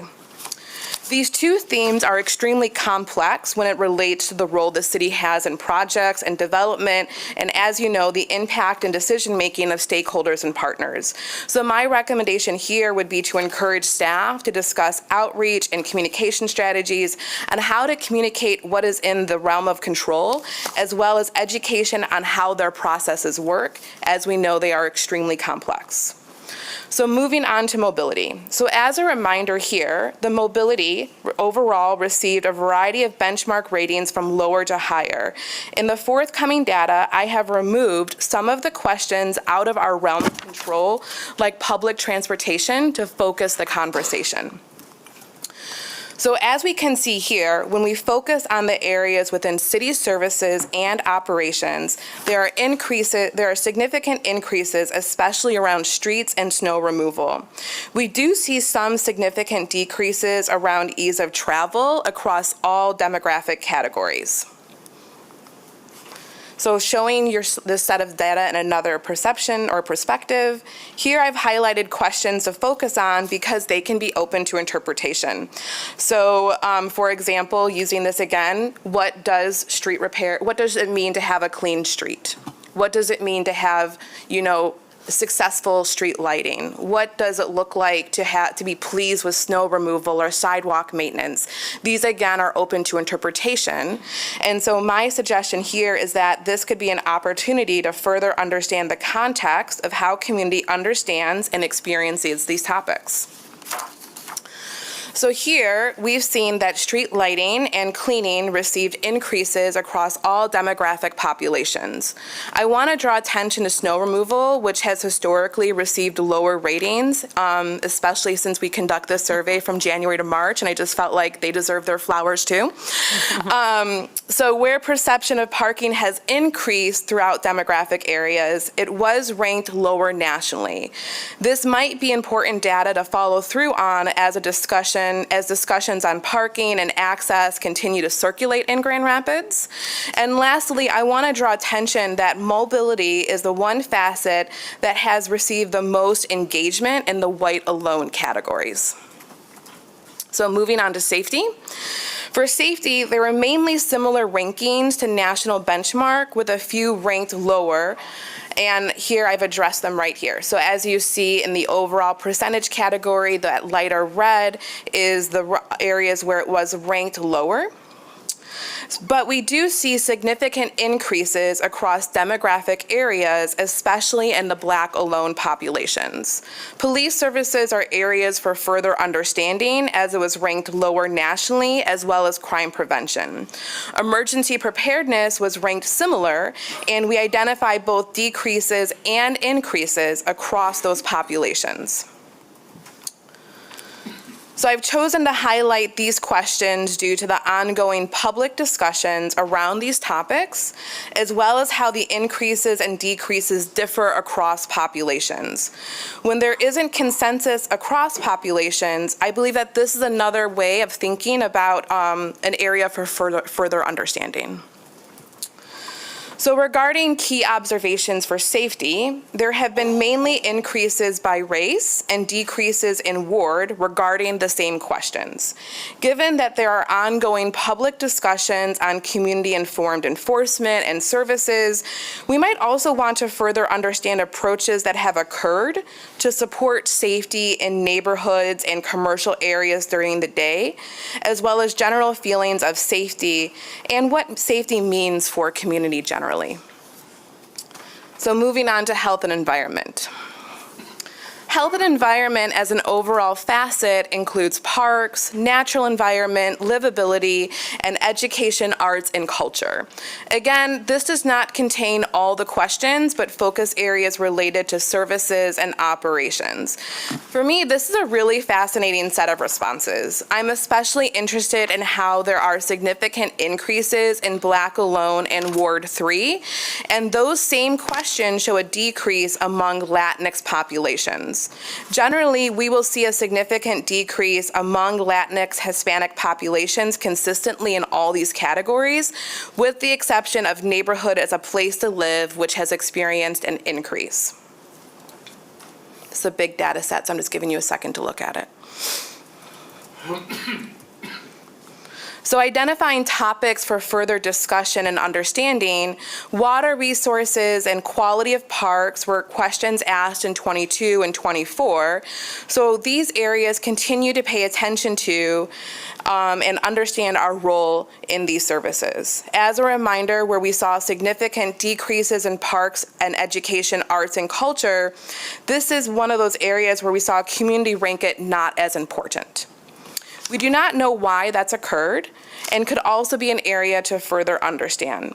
But this is also an area where natural environment was ranked lower and had a higher quality of importance by community. So to summarize, we saw decreases among the Latinx Hispanic populations, increases in Black alone in Ward 3. I want to also consider how the public discussions and education and engagement regarding climate change, sustainability, and parks should be acknowledged. Our staff have formed significant partnerships with community stakeholder groups on these topics, especially in the Latinx communities. This could be an opportunity to understand if increased conversations have provided awareness and more critical perspectives to recognize what communities want and need. I also want to encourage reviewing investments and support for cultural activities, especially for the multiracial other and Latinx Hispanic populations, as these questions experienced decreases while there were increases in Ward 3 and the Black alone populations. So lastly, this is my last slide. So thus far, I've shared this presentation with directors and other key staff, and I shared with the Assistant City Manager the POLCO presentation that you viewed on June 1st at the Neighborhood Association Collaborative. So tonight, there will be table conversations around 7 topics to gain insight and context from community. And those topics are transportation and streets, belonging and engagement, environment, safety, affordability, and customer service. And so some of those questions are these open-ended questions that are helping me try to get to the first layer of this context that I was sharing with you. So following Commission Night Out, I plan to transcribe the community conversations and share that information as well as the NCS data publicly in an accessible way. For me, I feel like quantitative data can feel weird or scary or hard to connect with, and so my goal is that when it's out publicly for community to understand how to truly engage with it. So as we continue, I want to encourage staff to review operations around services, connect with the innovation and continuous improvement lead to support staff in understanding areas of success and growth, and also review communications around services and operations to ensure transparency and awareness. I think an important step is just understanding how aware and informed residents are about services and operations, as well as what local government can and can't do, and that nuance of decision making. So that's really all I have for this presentation, and I'm ready to open it up for questions and discussion. Great, thank you. I'll just have a couple comments. I don't have any questions. Thank you. This is very, very helpful. It's for me. I'm happy to see some of the improvements and increases, particularly in the third ward.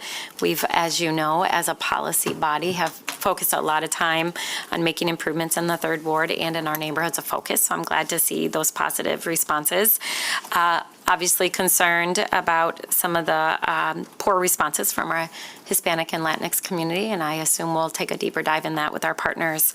And then as a former second ward commissioner, having represented that ward for 10 years, I think those second ward responses are concerning, and I'm sure my colleagues who represent the second ward will take some time following up with their neighborhoods to try to better understand that and what we can do to improve. So thank you. This is very helpful. I'll look forward to having it discussed tonight at our Commission Night Out and hearing from residents some more. Commissioners, any additional questions or comments? I'll start here, Commissioner Sassi. Thank you, Mayor. Thank you. What year is this again of the survey? Remind me again. In 2024. So what you looked No, at. no, how many years have we We've done? done it three times. years? Okay. 2019. So, I think about, like, I just got done with audit on my day job. The third year is kind of, you've done it. Does it establish a bit of a baseline? Always open to taking feedback. I share those same concerns. Mayor, as the only Latino person on the city commission and as the senior commissioner for the second ward. So I was kind of like, oh, my little heart. So I think this third year kind of gives us that sense. So I'll be really interested to see what next year looks like. But these are the things. So we get this information. Your presentation, Andrew, is very descriptive. Thank you. I think it was actionable, so I appreciate that, and that's what I'm most interested in. Obviously, we're going to be doing some of that tonight, but I'd like to also be able to overlay things like our 311 data. I think this is something that we've talked about on this body. Can we get an understanding of, we've done some of that, say in our planning department with kind of, days for review of items, when does it have to come back? We've got some of that kind of filling in the color from Ms. Turkelson. I think for something like this, I'd like to be able to, because when your perception is your perception, like when my mom and dad had a hole in the middle of their front yard because there was some work by Metro PCS, they complained to me and I'm like, call your third ward commissioner. Kidding. But that was their perception, right? And it's like, when does that happen? Is it something very unique? We know we've had, we were talking in our 2-on-1 meeting the other day, we have a number of construction projects that are happening. There's, we're constantly updating information. And so it's not really to say an excuse, but I think we need to paint a broader picture. So I'd like to be able to overlay kind of 311 data, particularly on the second ward. I know we can't do that from a racial or ethnicity perspective, but that's one thing to say what's the action orientation, at least I'll say that for us, to my colleague in the second ward, what we could do for the second ward, and also to be able to see just some things like in the past that we would get like on a monthly basis. Here's an here's a list of everything that's been open. Here's a thing that's everything that's that has been is still continuing. I also think if we're going to the neighborhood associations, sometimes we have this thing where somebody writes the mayor, somebody writes me, somebody writes Commissioner O'Connor, and you're like, who's on first? And so I wrote somebody back and I was like, that's actually not going to be helpful. I get what you're doing, but to get it resolved, how can we have, so we have the 311 dynamic, but also for a neighborhood association, I've had times where people have sent things to departments and they're like, I didn't hear anything, let's establish a baseline of what's appropriate communication for an issue. But then is somebody else in another department also working on that? I think we got to connect and coordinate. That's my personal opinion after being here for 5 years. And then I think for the Hispanic and Latino population, and we know it's not a monolith, but I've asked this question as well in our last budget process. What is that we provide interpretation? And Andrew, I think you would say, right, inclusion is having the translation interpretation. What's the belonging? How do we know who's utilizing it? Who are we going after? Who are we connecting? And so I would say that's an opportunity for us now. I certainly am not a bilingual speaker, and so I don't want to paint that broad brush, but the increase in the populations are going to tell us that they're increasingly multilingual, right? And then I think if we could also understand year over year the amount of new residents and what do we have to do we're communicating to a group of people that know about the city. I've lived here my whole life. My family's lived here since 1940. Pretty much know the city, bless you. There's always something going on. There's things that I learn all the time.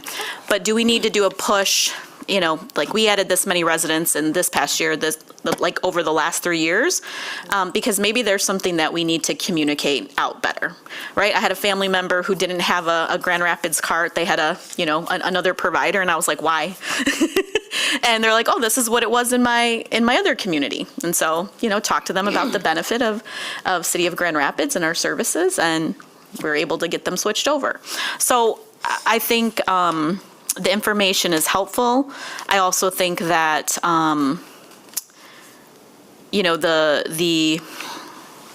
the frustration points, I think, post-COVID are real. We expect things faster with better quality. We see it happen in small businesses. I see it happen, when I'm in line for something else. And so I'd like to focus particularly on the second ward. And if certainly we don't have the highest population of Latinx individuals in the second ward, but it is of interest to me. So I would ask for those things to overlay into what is an actionable plan that we can be a part of. I think as we are, our role is in that policy and how people perceive the city. And so to me, that's what I would ask. Thank you. Great comments. Maybe before I'm done being mayor, we can actually do a welcome to Grand Rapids packet to every single person who buys a house or moves into our city, which we've never been able to figure out. So, all right, with that, Commissioner Perdue, and then I'll turn it out here I saw Commissioner Goy's hand up. Nope. All right. Anyone else down here? All right, I'll do Commissioner Perdue, and then we'll close this conversation up. Obviously, it's ongoing. Some really great feedback for us to follow up on, and then commissioners, as we close, we'll go into executive session. Commissioner Perdue? Thank you. This will be quick. Thank you for the follow-up. I think organizing the results by our strategic priorities was a really great choice, so thank you for that. Just curious, and it might have been on your part one, but do you have the N or the denominator for the survey as a whole? Yeah, I can send that to you. Okay. Yep, I was just curious about that. And I also think it's really interesting what Commissioner Sassi brought up of how we might overlay that with some of our other data points. And I think about our KPI matrix related to our strategic plan and these same priorities. So typically data are a starting point for more conversation, to your point. So thank you for bringing that lens. Absolutely. Thank you. Mayor. Thank you, Commissioner.